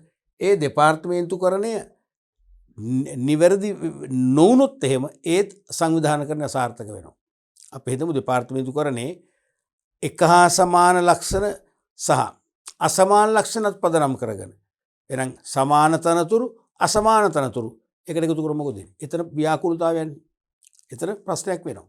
සාමාන්‍ය දෙපාර්තමේන්තුවක වෙන්නේ එක හා සමාන කටයුතු. දැන් ඇඟලුම් කම්හලක රෙදි ඩිසයින් කරන අය, මෝස්තරකරණය කරන අය එක පැත්තකට යොමු කරනවා. එක ශාලාව නැත්නම් එක ශාලාවක එක ප්‍රදේශයක දානවා. ඒක තාර්කිකයි. ඒ අපි දුන්නේ ඉතින් 5 දිනක් නේ 5 දිනාම සාකච්ඡා කරලා වඩා හොඳ සර්විස් එකක් දෙනවා.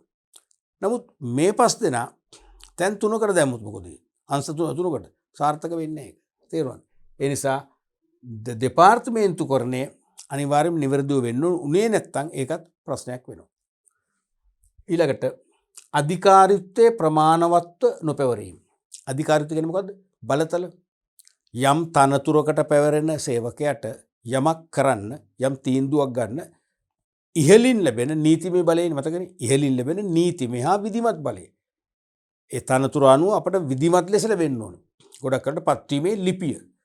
පත්වීමේ ලිපියයි අපට කොපියක් දෙන්න ඕනේ. පත්වීමේ ලිපිය තුලින් අපට බලය දෙනවා. එහෙනම් අධිකාරීත්වයේ ප්‍රමාණවත්ව පවරනවා කියන්නේ තනතුරවල කාර්යයන් ගොඩක් තියෙනවා කරන්න. අධිකාරී හේවත් බලතල ටිකක් දෙනවා කරන්න බැහැ හිර වෙනවනේ. නැත්නම් බලතල ගොඩාක් තියෙනවා. කාර්යයන් දෙන්නේ ටිකයි. ඒකත් අපරාධයක්. තේරෙනවද?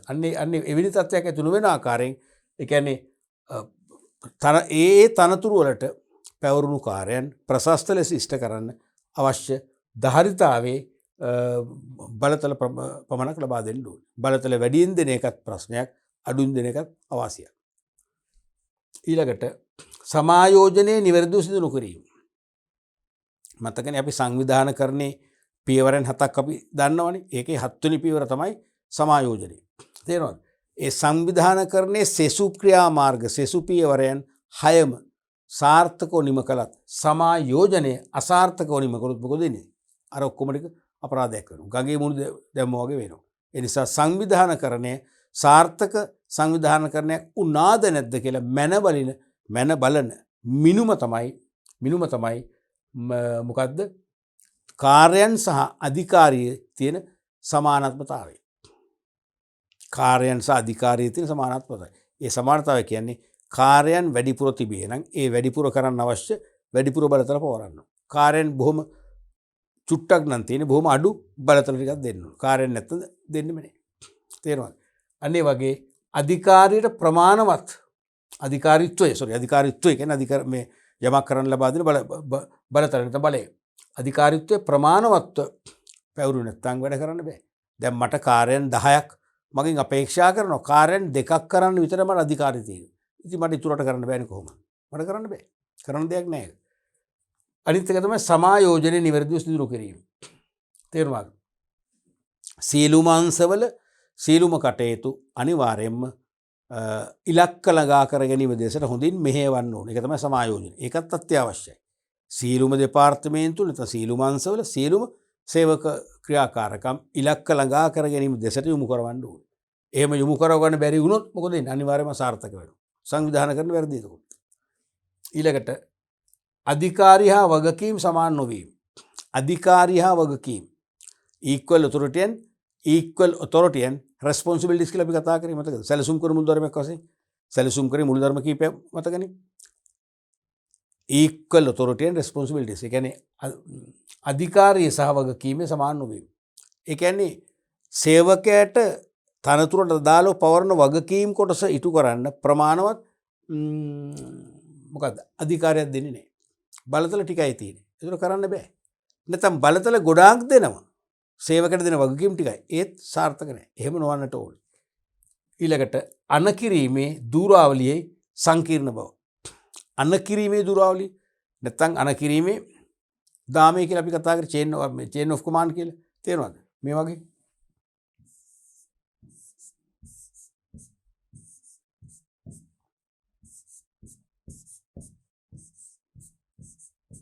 මොකද යන්නේ මේ තියෙන සාමාන්‍ය සංවිධාන ව්‍යුහයක්. මේකේ මෙයා ළඟ තියෙන බලතල මේ දෙන්නට දීලා නියෝග දෙන යම් දේ කරන්න. මෙයා මේ දෙන්නට දෙනවා. කොහොමද යන්නේ? ඔව්. එතකොට මේ වගේ අනකිරීමේ දූරාවලිය සංකීර්ණ එකක් වුණා. තේරෙනවද? දැන් මෙතන තනතුරු කළමනාකරන තනතුරු ගොඩක් තියෙනවා. මොකද ඒ සංකීර්ණයි. නැත්තම් ඒ එක් කළමනාකරන තනතුරට යටතේ තියෙන පාලන අවකාශය. ඒ කියන්නේ යටත් සේවකයෝ 50ක් 60ක් 100ක් ඉන්නවා. සංකීර්ණයි. අන්න සංකීර්ණ වුණොත් අනිවාර්යයෙන් මොකද වෙන්නේ? අසාර්ථකයි. ඊට යන්න බෑ. ඒ කියන්නේ යම් කළමනාකරුවෙකුට අධීක්ෂණය කරන්න පහසුම හොඳම සංඛ්‍යාව 20 සේවකයෝ 25 නම් 75 දුන්නොත් මොකද වෙන්නේ? අසාර්ථකයි. අනිවාර්යයෙන්ම සාර්ථකයිනේ. අනික කළමනාකරන දූර 5ක් තියෙන තැනට 15ක් දැම්මොත් මොකද වෙන්නේ? ඒකත් අසාර්ථකයි. ඇයි? 15 දෙනෙක් දැන් තීරණ ගන්න එපා. 15 දෙනාගේම සාමූහිකත්වයේ ඕනේ. තීරණ ගන්න පමා වෙනවා. තීරණ වල ඒකීතාවය නැති වෙනවා. දැන් අන්න එක තමයි මේ සංකීර්ණ වෙනවා කියන්නේ. තේරෙනවද? ඒ කියන්නේ කොටින් මේ අනකිරීමේ දූරාවලිය තනිකර අවුල් සහගත වෙනවා. දීර්ඝ ක්‍රියාවලියක් වෙනවා. එතකොට සාර්ථක වෙන්නේ. ඒ නිසා අනකිරීමේ දූරාවලිය අනිවාර්යයෙන්ම සරල වෙන්න ඕනේ. ඒ කියන්නේ මේ අඩු කළමනාකරන තනතුරු සෑම කළමනාකරුවෙකුටම හොඳින් මෙහෙවන්න පුළුවන්, අධීක්ෂණය කරන්න පුළුවන් සාධාරණ සේවකයෝ පිරිසක්. එහෙම වුණාම සරලයි. එතකොට අන්න සංවිධානකරණය සාර්ථක වෙනවා. නැත්නම් අසාර්ථක වෙනවා. පැහැදිලිනේ? ඊළඟට සම්පත් අවශ්‍යතාවයේ පරිදි බෙදී නොයෑම. දැන් එක් දෙපාර්තමේන්තු වල එක් තනතුරු වලට පැවරුණු කාර්යයන් හොඳින් ඉෂ්ට කරන්න සම්පත් අවශ්‍යයි. ඒ සම්පත් අවශ්‍ය ප්‍රමාණය ලැබෙන්නේ නැත්නම්, ලබා දීලා නැත්නම් මොකද වෙන්නේ? අසාර්ථකයි. නිකමට හිතන්න එකවුන්ටන් කියන චරිතය නැත්නම් භූමිකාව, ගණකාධිකාරී කියන භූමිකාවට පත් වෙලා ඉන්නේ ඔබ නම් ඔබට අවශ්‍යයි ඇඩින් මැෂින් එකක්. ගණක යන්ත්‍රයක්. තේරුණාද? නැත්නම් පරිගණකයක් අත්‍යවශ්‍යමයි. පරිගණකයක් නෑ ඔබට. සියල්ල දැන් මැනුවල් කරන්න අමාරුයිනේ. ඔබට අවශ්‍ය කෝඩිනේෂන් එක කරන්නත් බෑ. සෙසු අංශ වලට අවශ්‍ය තොරතුරු දෙන්නත් බෑ. සෙසු අංශ වලින් ඔය ගනුදෙනු පිළිබඳ මූල්‍ය තොරතුරු ගන්නත් බෑ. හරිම ව්‍යාකූල වෙනවනේ. ඒ නිසා අනිවාර්යයෙන් මේ සම්පත් ටික අත්‍යවශ්‍යයි. පරිගණකයක් ඕනමයි. ඒ පරිගණක අනිකුත් අංශයක ලින්ක් කරලා තියෙන්නත් ඕන. ඉන්ටර්නෙට් සිස්ටම් එකකට. තේරුණාද? එහෙම නැත්නම් යාට දූර වැඩ කරන්න බෑ. ඒ නිසා එක අංශවල සහ එක තනතුරු වලට අවශ්‍ය සම්පත් නිසි පරිදි ප්‍රශස්ත ලෙස බෙදා දී නැත්නම් ඒත් සංවිධානකරණය දුර්වල වෙනවා. අසාර්ථකයි. ඊළඟට පාලන විතස්තිය නැත්නම් අවකාශයේ යෝග්‍ය නොවීම. මතකනේ පාලන විතස්තිය එක්ක පාලන අවකාශය. නැත්නම් මේකට තව නමක් තියෙනවා මොකද්ද? කළමනාකරණ විතස්තිය නැත්නම් කළමනාකරණ අවකාශය නේ. ස්පෑන් ඔෆ් කන්ට්‍රෝල් නැත්නම් ස්පෑන් ඔෆ් මැනේජ්මන්ට්. මොකද මේ කියන්නේ? එක් සේවකයෙකුගේ අධීක්ෂණයට හා නැත්නම් එක් සේවකයෙකුගේ යටත් කරපු සහකරුණු සංඛ්‍යාව තමයි පාලන අවකාශය කියන්නේ. ඒක අර මිස්සෙල්ල මේ අනකිරීම දූරාවලිය කතාවරත් කියුණා. නමුත් ඒකේ බැලුවේ කළමනාකරන තනතුරු වැඩි වෙනකොට ඒ ලබා දෙන බලතල බෙදලා යනවනේ. බෙදලා ගියාම තීන්දුව ගන්න වැඩි වෙනවා. තීන්දුව ගන්න වැඩි වුණාන් පස්සේ මොකද වෙන්නේ? තීන්දුව ගන්න පමා වෙනවා. එහෙම ඒ වගේ කරන්න පිටු මෙතන කියන්නේ ඒක නෙවෙයි. පාලන විතස්තිය ප්‍රශස්ත එකක් වෙන්න ඕනේ. එක් කළමනාකරුවෙකුට වඩා පහසුවෙන් වඩා නිවැරදි ලෙස අධීක්ෂණය කරලා සේවකයන්ට එක හසුරුවා ගන්න පුළුවන් සේවක පිරිසක්. අඩුත් නැති වැඩිත් නැති පිරිසක් ඉන්න ඕනේ. එහෙම නොවුනොත් අපි හිතමු සේවකයෙකුට නඩත්තු කරන්න පුළුවන් 15යි 150කට බාර දීලා තියෙනවා. කෙරෙන්නෙම නෑනේ නේ. එක්කෙනෙක්ගෙමත් වැඩ ගන්න හම්බෙන්නේ නෑ. එහෙම නැත්නම් සේවකයන් අපි හිතමු 25ක් දක්වා කැපැසිටි එකක් කළමනාකරුවට බාර ගන්න පුළුවන්. හැබැයි දීලා තියෙන සේවකයෝ දෙන්නයි. ඒකත් අපරාධයක්. ඒකත් අපරාධයනේ.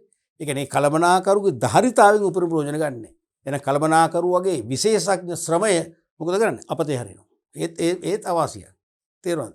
මෙන්න මේ වගේ දුර්වලතා ඇතුණොතින් සංවිධාන කරන ක්‍රියාවලිය අනිවාර්යයෙන්ම අසාර්ථක වෙනවාමයි. කොච්චර හොඳින් මෙහෙවීම හා පාලන දියත් කළත් සාර්ථක වෙන්නේ නැහැ. එහෙමනම් විස්තර වන ආකාරයට කරුණු දැක්වීමට ලකුණු එක බැගින් කරුණු දෙකට දෙකක් දීලා තියෙනවා. දැන් මේක ටිකක් විස්තර වෙන ආකාරයෙන් තමයි ඉල්ලන්නේ. නමුත් මං ඇත්ත කියන්නම් මෙන්න මේ පොයින්ට් වලට තමයි ලකුණු දුන්නේ. තේරුණාද? මේ පොයින්ට් වලටම මේ සැරේ ලකුණු දුන්නේ. නමුත් ඒ වාසිය ඔබ ගන්න යන්න එපා. මොකද ඇතැම් අවුරුදු වල කන්ට්‍රෝල් ඉන් චීෆ් අර ආරම්භක සම්මානයේදී හෝ නැත්තම් පැනල් මේ ඉන්ස්පෙක්ෂන් වල එනවනේ. සාමාන්‍ය පේපර් මාකින් යන අතරතුර සෑම පැනල් එකකටම දවස් දෙකක්වත් එයා එනවා. ඒ ආවම හරි බොහෝ වෙලාවට ආරම්භක සම්මානයේදී කියනවා මේවා සාධාරණ විදියට විස්තර වී තිබුණොත් තමයි ලකුණු 2 දෙන්නේ. පොයින්ට් විතරක් නම් ලකුණු 1ක්. ඉතින් එහෙම බොහෝ වෙලාවට කියනවා. ඒ නිසා අවධානම ගන්න තු මේක තව චුට්ටක් ලස්සන ලියා. දැන් කාර්යයක් නිවැරදි ලෙස හඳුනා ගැනීම. ඒ කියන්නේ යම් කිසි තනතුරක ඉන්න සේවකයෙකුට යම් කාර්යයක් පැවරිලා තියෙනවා නම් එයාට ඒ කාර්ය පිළිබඳ නිසි අවබෝධයක් නොමැති වීම. එහෙමනම් එයාගේ උපරිම දායකත්වය දෙන්නේ. යම් සේවකයෙකු නැත්නම් යම් තනතුරකට පැවරුණු කාර්යයක් ඒ තනතුරට පත්වෙච්ච සේවකයට අවබෝධ කරගන්න බැරුණෝතින් ඔහුගෙන් හෝ ඇයගෙන් උපරිම දායකත්වයක් ලැබෙන්නේ නැහැ. ඒ තනතුරේ රාජකාරිය මම දන්නව නම් තමයි මම මේක උපරිම කැපවීමෙන් කරන්නේ. පැහැදිලිද? අන්න ඒ වගේ කෙටි පැහැදිලි කිරීමක් කරන්න. රයිට්. අපි බලමු ඊළඟ ප්‍රශ්නය. 6 රෝම ඉලක්කම් 2. නෛතික බලය හැර කළමනාකරුවෙකුට බලය ලැබෙන වෙනත් මූලාශ්‍ර 4ක් නම් කර ඉන් 2ක් විස්තර කරන්න. මේ නෛතික බලය කියන්නේ මොකක්ද? නෛතික බලය කියන්නේ ලෙජිටිමේට් පවර් කියන එක. ඒ කියන්නේ තනතුර දූරයේ අනුව ලැබෙන බලය. දූරයේ අනුව බලයක් ලැබෙනවනේ. දැන් ඔබ යම් ව්‍යාපාරයක ෆයිනෑන්ස් මැනේජර් වෙනවා. මූල්‍ය කළමනාකරු වෙනවා. මූල්‍ය කළමනාකරු වුණාම ඒ මූල්‍ය කළමනාකරු කියන තනතුර අනුව ඔබට යම් දේ කරන්න බලය ලැබෙනවා. හිමිකම ලැබෙනවා. ඒක තමයි නෛතික බලය කියන්නේ. නැත්නම් අධිකාරිය කියන්නේ. නැත්නම් බලතල කියලා කියන්නේ. තේරෙනවද? නෛතික බලය කියන්නේ අධිකාරිය. තනතුර අනුව යමක් ඉටු කරන්න ඇතිවන හිමිකම අධිකාරිය කියන්නේ. එහෙනම් නෛතික බලය හැර කළමනාකරුවෙකුට බලය ලැබෙන වෙනත් මූලාශ්‍ර. දැන් මේකේ මේ කියන්නේ අධිකාරිය නෙවෙයි හැබැයි. තේරෙනවද? දැන් නෛතික බලය කියන්නේ අධිකාරිය තමයි. අධිකාරියෙන් ලැබෙන බලය. දැන් අපි හිතමු මූල්‍ය කළමනාකරු කියන තනතුරට පත්වීමේ ලිපියක් මගින් යම් කෙනෙක්ව බඳවගත්තා කියලා. බඳවගත්ත සැනින් ඒ මූල්‍ය කළමනාකරු කියන තනතුර අනුව යාට ලැබෙනවා. තනතුරට තියෙන අධිකාරිය අනුව. තනතුරට තියෙන අධිකාරිය අනුව යාට බලයක් ලැබෙනවා. තේරෙනවද? එහෙනම් ඒ මූල්‍ය කළමනාකරුට පුළුවන් කාගේවත් විමසන්නේ නැතුව ආයතනයේ මූල්‍ය ශක්්‍යතාවය දිහා බලලා සම්පත් නැත්නම් වත්කම් දිහා බලලා කිසියම් ආයතනයකට පරිත්‍යාගයක් ඉල්ලුවොත් පරිත්‍යාග කරන්න පුළුවන්. රුපියල් මිලියන 5ක් පරිත්‍යාග කරනවා. ඒ තීන්දුව ගන්න පුළුවන් මූල්‍ය කළමනාකරු. එහෙම බලයක් ලැබුණේ මොකක් නිසාද? තනතුර කියන එකෙන් ලැබිච්ච අධිකාරිය. තනතුර අනුව ලැබෙන බලතල. දැන් මූල්‍ය කළමනාකරුවෙක් වුවම යාට මේ මොකද්ද?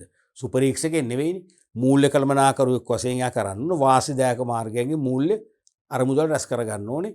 ඵලදායි මාර්ගවල ඒ මුදල් යොදවන්න ඕනේ. ඔය දෙකනේ. අන්න ඒ හා සම්බන්ධ. තේරෙනවද? අන්න ඒ හා සම්බන්ධයෙන් එහෙම අධිකාරියක් Tamanට තියෙනකොට වාසිදායක මාර්ග වලින් අර මුදල් සපය ගන්න පුළුවන්. ඵලදායි මාර්ගවල යොදවන්න පුළුවන්. ඒක තමයි තනතුර අනුව මූල්‍ය කළමනාකරු කියන තනතුර අනුව ලැබෙන හිමිකම් නැත්තම් බලතල වෙන්නේ.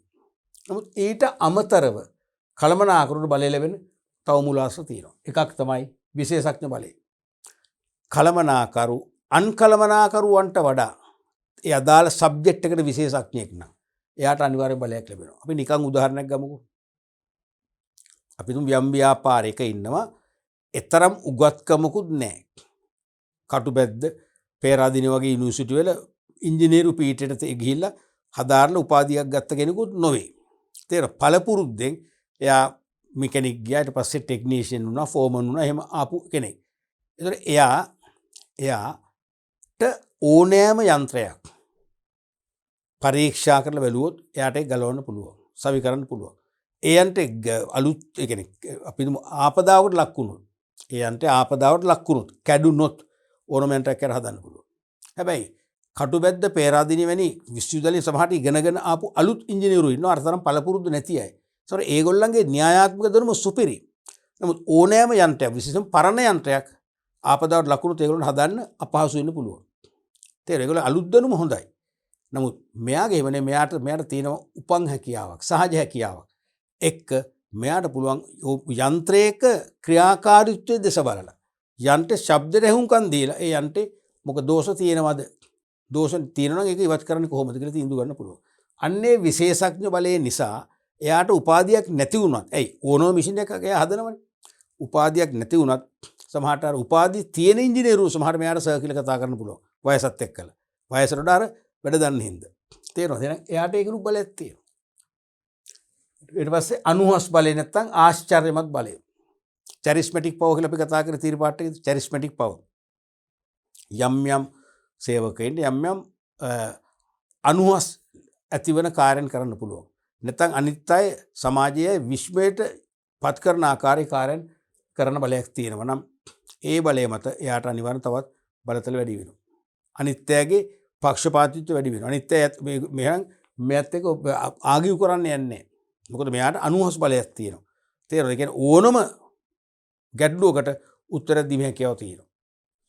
ඊළඟට ත්‍යාගදී විසඳ ඇති බලය. රිවෝට් පවර් කියන එක. දැන් ඇතැම් වාය තුළ හැමෝම අපි කල්පනා කරු පහක් ඉන්නවා. ඒ පහම එකම මට්ටමේයි. Marketing manager, purchasing manager, plant manager තුන්දෙනාම එකම රේඛාවේ තියෙන අයනේ. තේරුණාද? හැබැයි උතන මාකටිං මැනේජර්ට විශේෂ බලයක් ලැබෙනවා කියලා හිතන්නකෝ. තෑගි දෙන්න. ආයතන කියන්නේ අර එක එක මූල්‍ය අනුග්‍රහයන් දැන් ඔයගොල්ලෝ ඉස්කෝලේ ස්පෝර්ට් මීට් එකට මූල්‍ය අනුග්‍රහය දක්වන්න.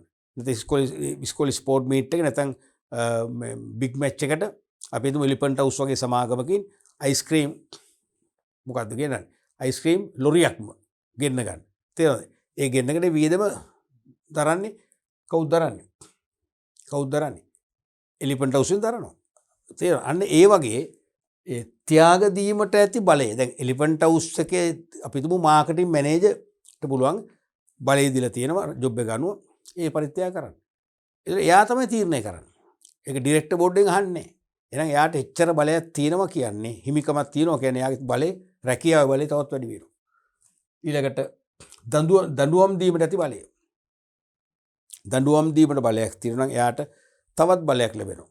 මම ඔකට හොඳ උදාහරණයක් කිව්වා මම විශ්වවිද්‍යාලේ ඉගෙන ගන්න කාලේ උපාලි එකේ මම తాවකාලිකව රැකියාවක් කරා කියලා මම කිව්වනේ මතකනේ. මම කිව්ව උදාහරණ මතකයි.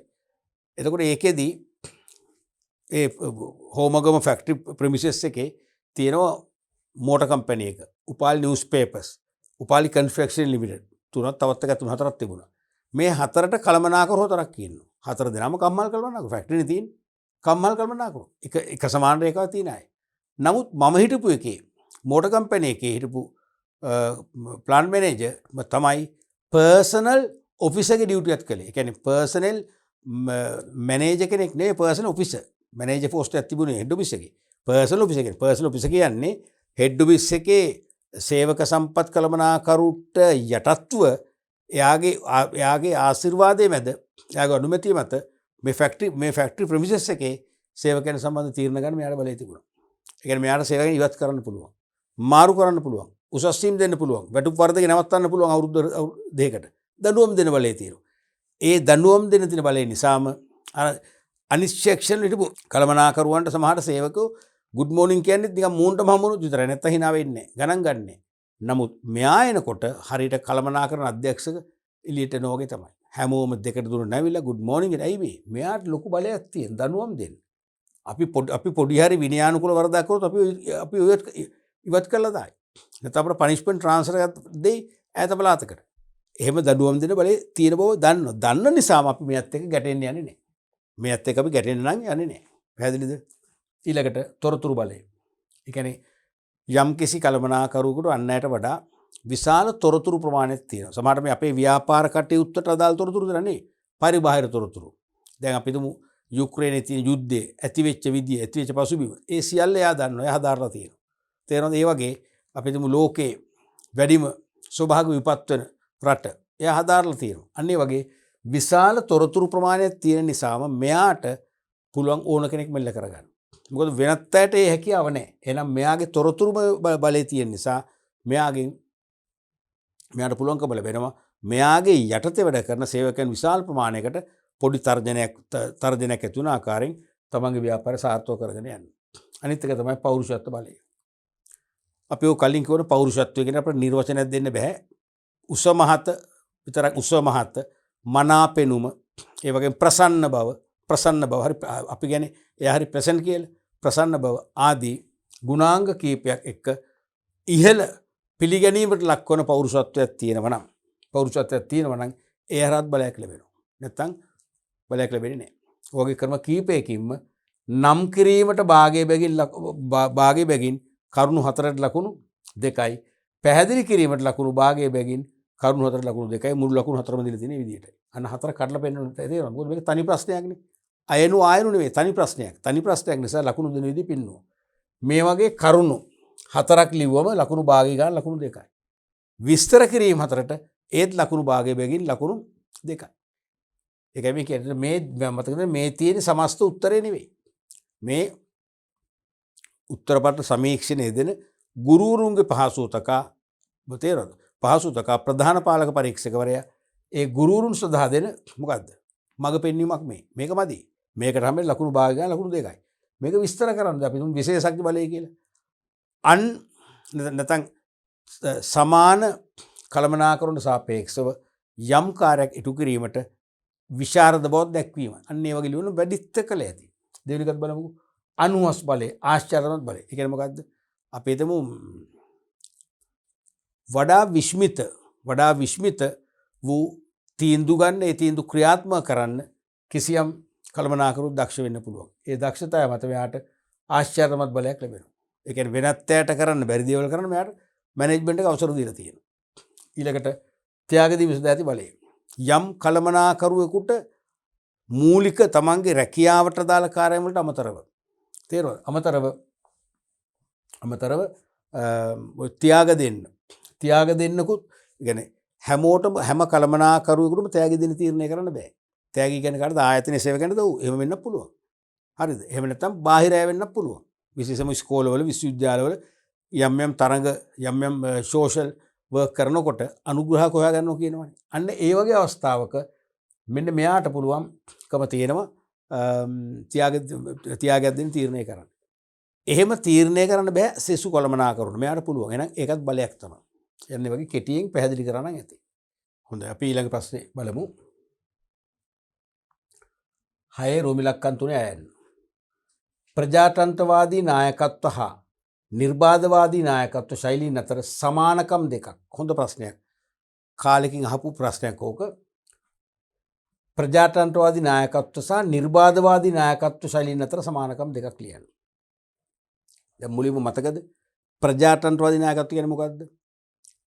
තම අනුගාමිකින් තම සහකරුවන්ගේ අදහස් සැලකිල්ලට ගනිමින් තීරණ ගන්න නායකත්වය. නිර්බාධවාදී නායකත්වය කියන්නේ මොකද්ද? ඒ කියන්නේ තමන්ගේ අනුගාමිකයින්ට වැඩි නිදහසක් දෙනවා, රැකියා නිදහසක් දීලා උපරිම සේවයක් ලබා ගන්න ක්‍රියාත්මක නායකයා.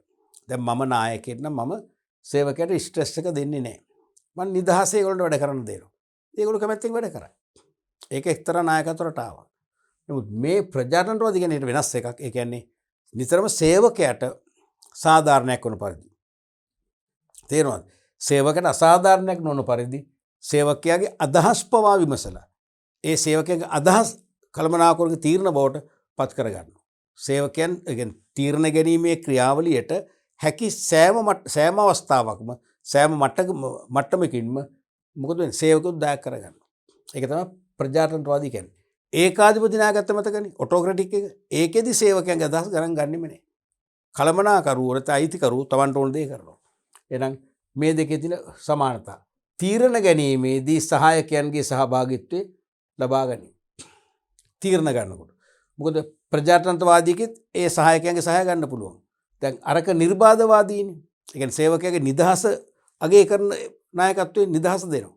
නිදහස දෙනවා කියන්නේ එහෙනම් අනිවාර්යයෙන්ම ඒගොල්ලන්ගේ නිදහස් මත නිදහස් යෝජනාත් කරන්න බැරිද? පුළුවන්. අන්නේ නිසා ඒගොල්ලන්ගේ නිදහස් යෝජනා ඇවිල්ලා ඒවා පිළිගත්තොත් ඒ මත තීරණ ගන්න පුළුවන්. ඒකයි මේ කිව්වේ තීරණ ගැනීමේදී සහායකයන්ගේ නැත්නම් අනුගාමිකයින්ගේ සහභාගීත්වය ලබා ගන්න පුළුවන්. දෙවෙනි එක තමයි තීරණ ගැනීම සඳහා සහායකයින්ට නිදහස ලබා දී. ප්‍රජාතන්ත්‍රවාදීකෙත් යම්තාක් දුරකට දෙනවා. අරතරම්ම දෙන්නේ නැහැ. නිර්බාධවාදීකේ 100%ක්ම නිදහසේ වැඩ කරන්න දෙනවා. මේකෙත් යම්තාක් දුරකට දෙනවනේ. ඒකන ප්‍රජාතන්ත්‍රවාදී කියන්නේ තේරුණාද? අනික සහායකින් පිළිබඳව විශ්වාස කිරීම. මේ දෙකේදීම මේ නායකෝ දෙවර්ගයේම තමන්ගේ යට තියෙන සහායකයෝ අනුගාමිකයින් කෙරේ විශ්වාස තබලා තියෙනවා. විශ්වාස තබලා තියෙන මෙයා මේ දේ කරයි. මේ සේවකෝ ටික මේ දේ කර අද රෑ 12 ඉස්සෙල්ලා හරි ඉවර කරයි. එම් විශ්වාසෙ ඇතිලා තියෙනවා. තේරෙනවද? අන්න ඒ වගේ හතරවෙනි එක තමයි ත්‍යාග දීම නැත්නම් ප්‍රතිලාභ ලබා දීම සම්බන්ධව වැඩි අවධානය. මේ දෙන්නම එක්කෙනෙක් ප්‍රජාතන්ත්‍රවාදී, එයාත් හොඳ නායකයෙක්, අනිත් එක්කෙනා නිර්බාධවාදී. එයා ඊටත් වඩා හොඳයි. හරිනේ? මේ දෙන්නම එහෙනම් අනිවාර්යයෙන්ම වැඩියෙන් තමන්ගේ අනුගාමිකයින්, සේවකයින්ට ප්‍රතිලාභ ලබා දෙන්න නැත්නම් ත්‍යාග ලබා දීම සම්බන්ධයෙන් වැඩි උනන්දුවක් දක්වනවා. ඔන්න වගේ කරුණු දෙකකට ලකුණු එක ගන්න ලකුණු දෙකක් දීලා තියෙනවා. ඉතින් ඕකෙන් හිතන්න ඔය දැන් උදාහරණයක් වශයෙන් ප්‍රජාතන්ත්‍රවාදී නායකත්වයේ ශෛලිය සහ ඒකාධිපති නායකත්ව ශෛලිය සමානකම් අඩුයි, අසමානකම් අහන්න පුළුවන්. ඒ වගේ මේ ප්‍රශ්න තුලින් තව ප්‍රශ්නයක් නිර්මාණය කරන්න ඕන. හරි. අපි බලමු ඊළඟ ප්‍රශ්නයත්. 6 රෝම ඉලක්කම් 3 අයන්න.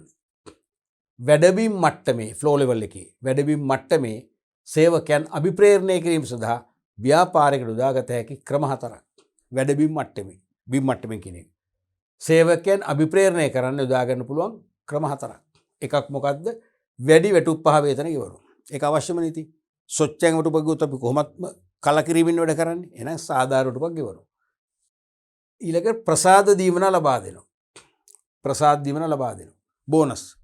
මේ දෙක එකලකට ගත්තා ඉතින් තේරෙන්න ඕනේ මේ ප්‍රසාද දීමනා කියන්නේ වැටුපක්ම නෙවෙයිනේ. වාර්ෂිකව උපයගත් ලාභයෙන් සේවකයන්ට ලබා දෙන අවුරුදු දීමනාවක්. අවුරුදු දීමනාවක්. අර කියන්නේ වැටුප් පහ වේතන එහෙම අවුරුදු කතාවක් නෑ, මාස පතා ගෙවන්න ඕනේ. තේරුණාද? ඊළඟට ණය පහසුකම් ලබා දීම. ඒ කියන්නේ කෙලින්ම ව්‍යාපාරයේ විසින් ලෝන් එකක් දෙනවා. 4ක් 5ක් වගේ පුංචි පොලියකට ඒක අවුරුද්දෙන් දෙකෙන් පඩින් කපා ගන්න. ඒකත් වාසියක්නේ. විවිධ අප ඉල්ලන්නේ එකම දේ අපේ ආයතනයේ වැඩ කරන දෙන්නේ අපේ රසම් කරන එච්චරයි. බාහිරින් අපි අප වර්ග හොයන්න ඕනේ. තේරුණාද? ඊළඟට ආයතනයේ නිෂ්පාදිත සහන මිල ලබා දීම. ආයතනයේ නිෂ්පාදන පංගුවක් නොමිල දෙන්න පුළුවන්. දැන් දෙනවද මන් දන්නේ ඒ කාලේ යුනිලිවර් සමාගම සෑම සේවකයෙකුටම ඒගොල්ලෝ හදන නිෂ්පාදිතවල සබන් කෑලි 2ක් හෝ 3ක් ඒ වගේම ටූත් පේස්ට් මීඩියම් සයිස් වගේ පැක් එකක් බෙදනවා. ඒ පැක් එක ඒ ගෙදරකට ඇති මාස් පතා මැනේජ් කරගන්න. එහෙනම් අනිවාර්යයෙන්ම ඒ නිසා මේ උද්දමනයේ හමුවේ පීඩනයක් තියෙනවා නම් යම් රටක ඒ පීඩනයක් තියෙන රටේ පවා පාරිභෝගිකයන්ට ඒකත් හොඳ වාසියක් වෙනවා. තේරෙනවද? මොකද්ද? ආයතනයේ නිමෙවුම් සහන මිලට ලබා දෙන එක. ආයතනයේ නිමෙවුම් සහන මිලට ලබා දෙන එක. එක්ක සහන මිලට නැත්නම් නොමිලේ. දැන් එලිෆන්ට් හවුස් දුන්නේ නොමිලේ. තේරෙනවද? එලිෆන්ට් හවුස් එක දුන්නේ මොකද මගේ පවුලෙම කෙනෙක් හිටියා. ඒගොල්ලෝ ඔරෙන්ජ් බාල්ලි තියෙනවා මේකක් මේ පැක් එකක් මම හිතන්නේ සතියකට බෝතල් 14ක් වගේ. ඒ අර ඒජන්සි ලොරියෙම කියලා තියෙන. එයා ගෙදරටම ගිහලා තියලා යනවා ෆ්‍රී ඔෆ් චාර්ජ්. ඒ වගේ. ඊට පස්සේ සෞඛ්‍ය පහසුකම්, නිවාස, ආහාර පාන, නිල ඇඳුම් වැනි සුබ සාධන පහසුකම් සැපීම කරන්න ඕනේ. සෞඛ්‍ය පහසුකම් කියන්නේ කෙලින්ම මෙඩිකල් ඉන්ෂුරන්ස් ක්‍රමයක් හදලා තේරෙනවද? පවුලේ ඔක්කොම ටික කවර් වෙන්න ඒගොල්ලෝ ලිමිට් එකක් තියෙනවා. අවුරුද්දට ලක්ෂ 15යි. 15 දක්වා බෙහෙත් ගන්න සල්ලි දෙනවා. ඒත් එක්කම නිවාස අපේනවා. මිලදී ගන්න නෙවෙයි. ආයතනයේ නිවාසවල ඒගොල්ලන්ට රැකියාව කරනකම් පදිංචි වෙන්න පුළුවන්. අනික ආහාර පාන ලොකු දෙයක් නේද? අද කාලේ ආහාර පාන කියන එක නිකන් හිතන අද වන විට අපි පිටතින් කෑවොත් මොකද වෙන්නේ? රුපියල් 150 රුපියල් 200 උදේ කෑම එක. දවල් කෑම එක 350යි 400යි. එමෙන්න රෑ කෑම එකක් 200යි. රුපියල් 10 පයින්නවනේ. ඒ නිසා අනිවාර්යයෙන්ම අපි කැමති අපට නිල ඇඳුම් ලැබෙනවා නම් එක්ක නිල ඇඳුම් දීමනාවක් කර ලැබෙනවා නම් තේරුණාද? ඒ වගේ මේ කියන්නේ ඔක්කොම සුබ සාධනෙන්නේ. අඩු පොළොවේ ණය දීම තේරුණාද? ඒ වගේම නිල ඇඳුම් ලබා දීම, ආහාර ආයතන ගන්න කෑම බීම ලබා දීම එක්කම මොනවද? අභිප්‍රේරණකම. දැන් එහෙම ආයතනයක් මම දන්නවා ලංකාවේ. ඒ ආයතනෙට සාමාන්‍ය ලේසියෙන් ජොබ් එකකට යන්න බෑ. ඇමතිවරයෙක් මැදුනොත් අමාරුයි යන්නේ. තේරුණාද? ඒ හේතුව ඒ ව්‍යාපාරිත ඒ ආයතනය සේවක සුබ සාධන පහසුකම් ගොඩක් වැඩි කරලා ඒ සේවකෝ කැප වෙලා මහන්සිලා වැඩ කරන ඒක ප්‍රතිඵලය වශයෙන් ඒ ආයතනය ඊටාම ලාභදායී මට්ටම ක්‍රියාත්මක වෙනවා. ඊටාම ලාභදායී මට්ටමකින් ක්‍රියාත්මක වෙනවා. ඔව්. ඊළඟට රැකියාවේ සුරක්ෂිත බව ආරක්ෂාකාරී වීම. දැන් සමහර තැන්වල රැකියාව සුරක්ෂිත නැහැ. පත්වීලිපිය දුන්නට ස්ථිර කරලා නැහැ. එක්ක පත්වීලිපියේ තියෙනවා ප්‍රොබේෂනරි පීරියඩ් එක. පරිවාස කාලේ. අහලා තියෙන සිංහල පරිවාස කාලය කියන්නේ ඒ නවකය රැකියාවට ගැලපෙනවද නැද්ද කියලා විමර්ශනය කරන්න ගන්න කාලය. ඒ කාලේ විමර්ශන කාලය තුල යාට නිවාඩු දෙන්නේ ඉතාම අඩුවෙන් රැකියාවට ආදරෙන් හොඳින් වැඩ කරනවා නම් තමන්ගේ වැඩ ඒකකේ අනිත් අයත් එක්ක සහයෝගයෙන් වැඩ කරනවා නම් නායකයන් ගන්නට කීකරු වෙනවා නම් කලට වෙලාවට වැඩට එනවා නම් එයාගේ පරිවාස කාලය ඉක්මනින්ම නිම කරලා එයා ස්ථිර සේවයට ගන්නවා. සමහරට එහෙම කළා වුණොත් තේරෙනවද? එහෙම කළා වුණොත් ඇතැම් ව්‍යාපාරිකයෝ නිකන් අර අමතක වුණා වගේ ඉන්නවා. එයාව ස්ථිර කරන්නේ නැහැ. දැන් අවුරුදු 1කමාරක්ම වෙනවා. 2කමාරක් වෙනෙත් කරන්නේ. තේරෙනවද? රැකියාව සුරක්ෂිත නැහැ. තමන් ඉන්නේ අකමැත්තෙන්. තමන්ට ගිහිල්ලා ඉහළ කළමනාකරණයෙන් හෝ මානව සම්පත් කළමනාකරුවෙන් අහන්නත් ඕනේ අහන්නත් බයයි. අහන්න කියලා රැකියාව නැතුව මොකුත් නැහැනේ. සද්ද නැතුව නමුත් ඉන්නේ තමන් පීඩනේ. අකමැත්තෙන්. තේරෙනවද? එහෙනම් එයා වෙලාවටම ඒ පරිවාස කාලේ නිමෙච්ච වහම රැකියාව ස්ථිර කරලා එයාට ස්ථිර පත්වීම ලිපිය දුන්න නම් එයා මොනතරම් සතුටුද නේ? මොනතරම් අභිප්‍රේරණය වෙයිද? සොකීය කැමැත්තෙන් වැඩ කරනවා එහෙනම්. තේරෙනවද? රයිට්. ඊළඟට විනෝදචාරිකා සංවිධානය. අවුරුද්දට සැරයක්වත් පවුලේ සමාජිකයන්ු සමහරට එන්න කියලා එක්ක නැතුව හරි දවස් දෙකක් 5 star hotel book කරලා තේරෙනවද? හොඳට කන්න බොන්න දීලා. කන්න බොන්න කියන්නේ මේ තේ කෝපි තේරෙනවද? ඒ වගේ දීලා හොඳ මේ සතුටක් ලබන්න දුන්නා. වෙනසක් කළා නම් අවුරුද්දරම ඔක මතකයි. අවුරුද්දරම මතකයි. එහෙනම් පඩි වැඩි කරලා ඉල්ලන්නෙත් නැහැ. තේරෙනවද? දුක් ගැනවිලි කරන්නෙත් නැහැ. වැඩම කරනවා. කැමැත්තෙන්ම වැඩ කරනවා. හොඳ මොටිවේෂන් එකක් ඒක. සේවය අගය කිරීම හා ප්‍රශංසා කිරීම. එක් සේවකයාගේ සේවය අගය කරලා ඇප්‍රීෂিয়েට් කරනවා. සමහරට ඒක ගොඩක් වෙලාවට වාර්ෂික සුවදහමුවක් පවත්වනවානේ. වාර්ෂික සුවදහමුදි කරන්න පුළුවන්. සේවකයෝ ඇගීමට ලක් කරනවා. පොඩි සහතිකයක් දෙනවා. නැත්තම් සියලුම සේවකයන් ඒක ටික දිනෙන්න නම් කරලම කියනවා. නම් මෙන්න මේ අය මේ විදිහට මහන්සි වෙනවා. නැත්නම් සේවක ගොඩක් නැහැ හැමදෙනාටම පොදුවේ කියනවා. ඕගොල්ලෝ අපේ ශක්තිය. ඔයාලා හැමදෙනාම අපි ඇත්තටම වාසනාවන්තයි මේ වගේ ආයතනයක හිමිකරුවෝ වීම. මේ වගේ ආයතනයක කළමනාකරුවෝ වීම. මොකද හේතුව අපේ ආයතනයේ සියලුම සේවකයෝ පුංචිම තනතුරේ ඉඳන් සියලුම සේවකයෝ පුදුම එක කියන්නේ සහයෝගයෙන් කැප වෙලා වැඩ කරනවා. ඒ නිසා ලෝකේ ඉන්න හොඳම සේවක සම්පත්තිය අපිටයි. උඹනි අරගොල්ලෝ ක්ලැප් කරනෝනේ. ඒක හොඳ මුරුංගත් ලැබීමන්නේ. අරගොල්ලෝ ඉල්ලීමිල්ලන්නේ නැතකොට. ඇයි හොඳ මේ මොටිවේෂන් එකක් දෙනවා ඒක. අනික තීරණ ගැනීමට සම්බන්ධ කර ගැනීම. තවත් ප්‍රබලම අභිප්‍රේරණ ක්‍රමයක්. කළමනාකරන තීරණ ගැනීමේ ක්‍රියාවලියට මේ සේවකයෝ පුළුවන් තරම් සම්බන්ධ කරගන්න පුළුවන් නම් ඒගොල්ලෝ හරි මේ කියන්නේ හරි අගය කරනවා ඒක. ඒගොල්ලෝ තීරණය කරනවා අපිට මාර අගයක් තියෙන. පිළිගැනීමක් තියෙන. බලන්නකෝ කළමනාකරන තීරණ ගන්නත් අපි සම්බන්ධ කරගන්නවා. අපේ අදහස් තමයි ඒගොල්ලෝ තීරණ වශයෙන් ගන්න. පුදුම බැඳීමක් ඇති වෙනවා. තේරෙනවද? මහන්සියලා වැඩ කරන්න ඒකේ අනිවාර්යයෙන්ම සොකීය කැමැත්තෙන් වැඩ කරන්න පෙළඹෙනවා. ඔන්න වගේ ව්‍යාපාර යොදාගන්න පුළුවන් ප්‍රධාන අභිප්‍රේරණකම ගණනාවක් තවත් තියෙනවා. තේරෙනවද? ඔයින් උපරිම 4කට ලකුණු භාගයෙන් ලකුණු 2ක් දීලා තියෙනවා. දැන් මේක ප්‍රශ්නයක ආ කොටසක්නේ. තනි ප්‍රශ්නයක නම් සමහරට 8ක්ම අහන්න පුළුවන්. 8ක් අහලා ලකුණු බාය ගන්න ලකුණු 4ම දෙන්න පුළුවන්. සමහරට 4ක් අහලත් ලකුණු 4ම දෙන්න පුළුවන්. තනි රෝමේ ලකුණම ඇහුවා. දැන් මේකේ කොටසක් නිසා තමයි ලකුණු 2කට සීමා කරන්නේ. ඒ නිසා තමයි භාගය බැගින් 4ක් අපේක්ෂා කරන්නේ. පැහැදිලිනේ? රයිට්. අපි ඊළඟ ප්‍රශ්නෙත් බලමු. 6 වෙනි ප්‍රශ්නේ රෝමේ ලක්කම් 4 අයන්න. ආයතනයක අවිධිමත් sannivedanaye වාසි දෙකක් කා වාසි දෙකක් සඳහන් කරනවා. ඒක ලේසි ප්‍රශ්නයක් නේ. අපි කීප සැරයක් ඔක ඇහුවානේ. මතකනේ අවිධිමත් sannivedanaye ව්‍යවස්ථානුකූල නොවන විනිවිද භාවයෙන් තොරව සිදුවන sannivedanaye. ඒකේ වාසි තියෙනවා. වාසි තමයි ලබා ගැනීමට අපහසු සමහර තොරතුරු ලබා ගන්න පුළුවන්. සමහරට විධිමත් sannivedanayen අපට හෙළිදරව් කරගන්න බැරි තොරතුරු මේකෙන් ඉක්මනින් හෙළිදරව් වෙනවා. දෙවෙනි එක තමයි වැඩි පිරිවැයක් නොදරා තොරතුරු sannivedana කරන්න පුළුවන්. ලොකු පිරිවැයක් ඕනේ. ඔය කටකතා පතුරුන දෙන්නෙකුට දරුවෙන් පස්සේ මොකද දෙන්නේ? ඒගොල්ලෝ ලෝකෙටම පරිවිඩය අරන් යනවා. ඒක කිසිම වියදමක් නැතුව වැඩේ කරගන්න පුළුවන්. ඊළඟට වැඩි පිරිසකට ඉක්මනින් තොරතුරු sannivedana වීම. විධිමත් එක ටිකක් කියන්නේ ගලාගෙන යන හිමින්. මේක ඉක්මනින් යනවා. ටට්ටක් ගාලා යන පණිවිඩේනේ. දැන් අපේ රටේ සමහරට සිදුවීම් තියෙන්නේ. අපේ රටේ අපි හිතමු විශාල ඛේද වාචකයක්. එහෙම හිතන්නකෝ ඛේද වාචකයක් වුණාම ඒක සමහර රටේම දැනගන්න ඕනේ. මිනිස්සුන්ට රටට කටින් කට යනවා. අපි දුම් දේශපාලන බලපෙරලියක් වුණොත් එනේ වෙලා ඒක මාධ්‍ය මගින් දැනුවත් කරන පෙර මිනිස්සු අතරට එනවා. ඒ තරම් වේගවත්. ඊළඟට විධිමත් sannivedanයට වඩා විශ්වාසය වීම හා ග්‍රහණය වීම. විධිමත් sannivedanයට වඩා විශ්වාස වීම හා ග්‍රහණය වීම. ඔව් එහෙම වෙනවා. සමහරට විධිමත් sannivedanen කියනවට වඩා මේක පිළිගන්නවා. අපි දුම් කේලමක් කියලා, කටකතාවක් කියලා ඒක අපි පිළිගන්නවා. සමහරට ඒක අපි දුම් විද්‍යුත් සංගරාවක් මගින් නැත්නම් විද්‍යුත් මාධ්‍යයක් මගින් කිව්වොත් අපි පිළිගන්නේ. තේරෙනවද? ඊළඟට පුද්ගල සම්බන්ධතා ශක්තිමත් වීම. ඇතැම් විට මේ අවිධිමත් sannivedana නිසා ඇතැම් විට අවිධිමත් sannivedana නිසාම පුද්ගල සම්බන්ධතා තවත් ශක්තිමත් වෙනවා. ඒ වගේ වාසි දෙකකට ලකුණු භාගයකින් ලකුණු එකක් දීලා තියෙනවා. භාගය වැඩි කිරීම දෙක ලකුණු එකයි. අවාසිත් තියෙන එකටත් ලකුණු එකක් දෙනවා වගේම. අසත්‍ය තොරතුරු sannivedanaya විය හැකි වීම. මේකෙන් ගොඩක් වෙලාට වෙන්නේ අසත්‍ය තොරතුරු තමයි යන්නේ. ඉතින් ඒකෙන් වෙන්නේ අපි වැරදි නිගමන වලට එනවා. වැරදි තීරණ වලට එනවනේ. අනික විනය ගැටලු ඇතිවීම.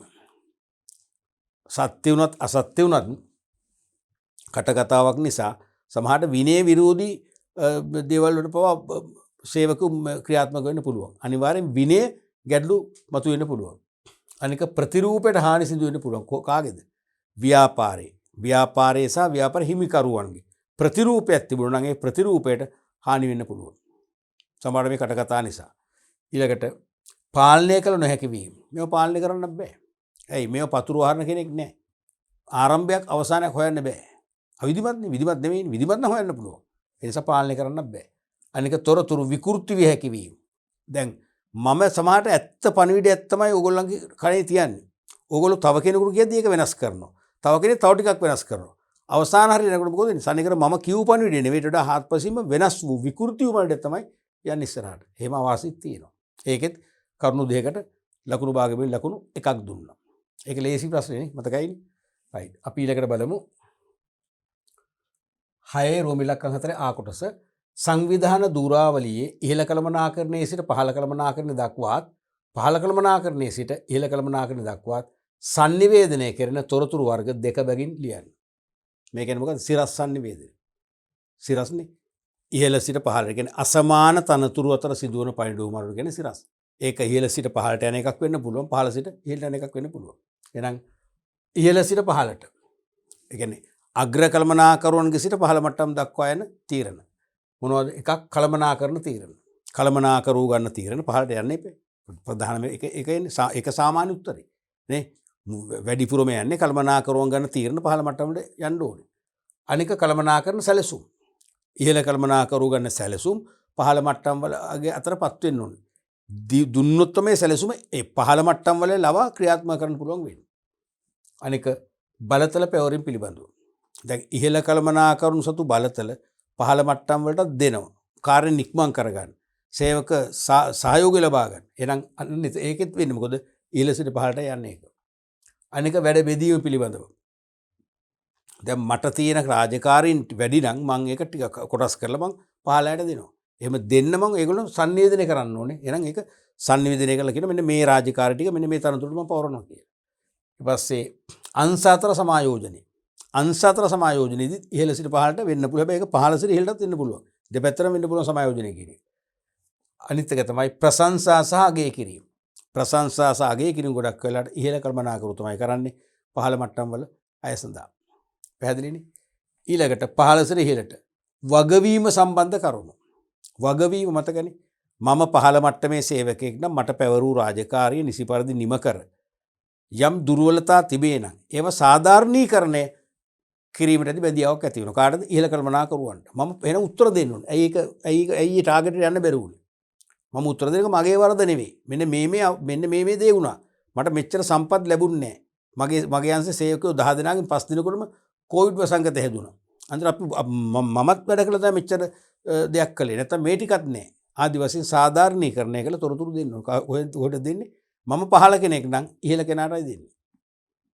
ඊළඟට සේවක දුක් ගැනවිලි ගොඩක් වෙලාට එනවනේ. පහළ මට්ටම් වල සේවකයන්ගේ දුක් ගැනවිලි. ඒගොල්ලන්ට වැටුප මදි. ඒගොල්ලන්ට OT පැයට ගෙවන දීමනාව මදි.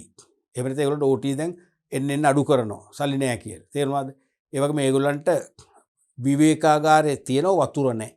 විවේකාගාරයේ එක්ක කෑම කන්න තියෙන ස්ථානයේ අපි තුමු වොෂ්රූම් වල බෑඩ් ස්මෙල් එකක් එනවා. ඉතින් ඒ වගේ දුක් ගැනවිලි ඒවා ක්ලියර් කර දෙන්න කියලා. ඒ දුක් ගැනවිලි පහළ මට්ටමේ ඉඳන් ඉහළට නැගෙන්නේ. තේරෙන්නේ? පහළ ඉඳන් ඉහළට ගෙනෙන තොරතුරක් වෙනවා ඒකත්. අනික සේවක ගැටලු. සේවකයන්ගේ ගැටලු. දැන් අපි මම වැඩ කරනකොට අනිත් සේවකෝ කෑ ගහනවා. මට ඒක බාධාවක්. අනිත් සේවකෝ මට වැඩ කරන් දෙන්නේ නැහැ. මගේ ආයුධ ටික ඒගොල්ලෝ අරන් හංගනවා. නැත්නම් ඒගොල්ලෝ ඒ ආයුධ අරන් ඒගොල්ලන්ගේ මේ අබලන් වෙච්ච ආයුධ මට දානවා. මට ඒ නිසා මට මේ ඩියුටි කරන්න බෑ මේගොල්ලොත් එක්ක. මේගොල්ලෝ අමුතු ಜಾති මිනිස්සු. ඒගොල්ලෝ එක්කෝ මේගොල්ලෝ ජෙලසියට වැඩ කරන්නේ. ඒ නිසා මේ ජෙලසියට වැඩ කරන ඇත්ත එක මට වැඩ කරන්න බෑ. අන්න මං ගැටලු අරන් යනවා ඉහළට. විශේෂයෙන්ම මානව සම්පත් කළමනාකරු දක්වා. අනික රැකියාව පිළිබඳ ගැටලු. රැකියාවේ ගැටලු. උදාහරණයක් වශයෙන් මට රැකියාව කරන්නලා තියෙන හැමදාම නයිට් ඩියුටි.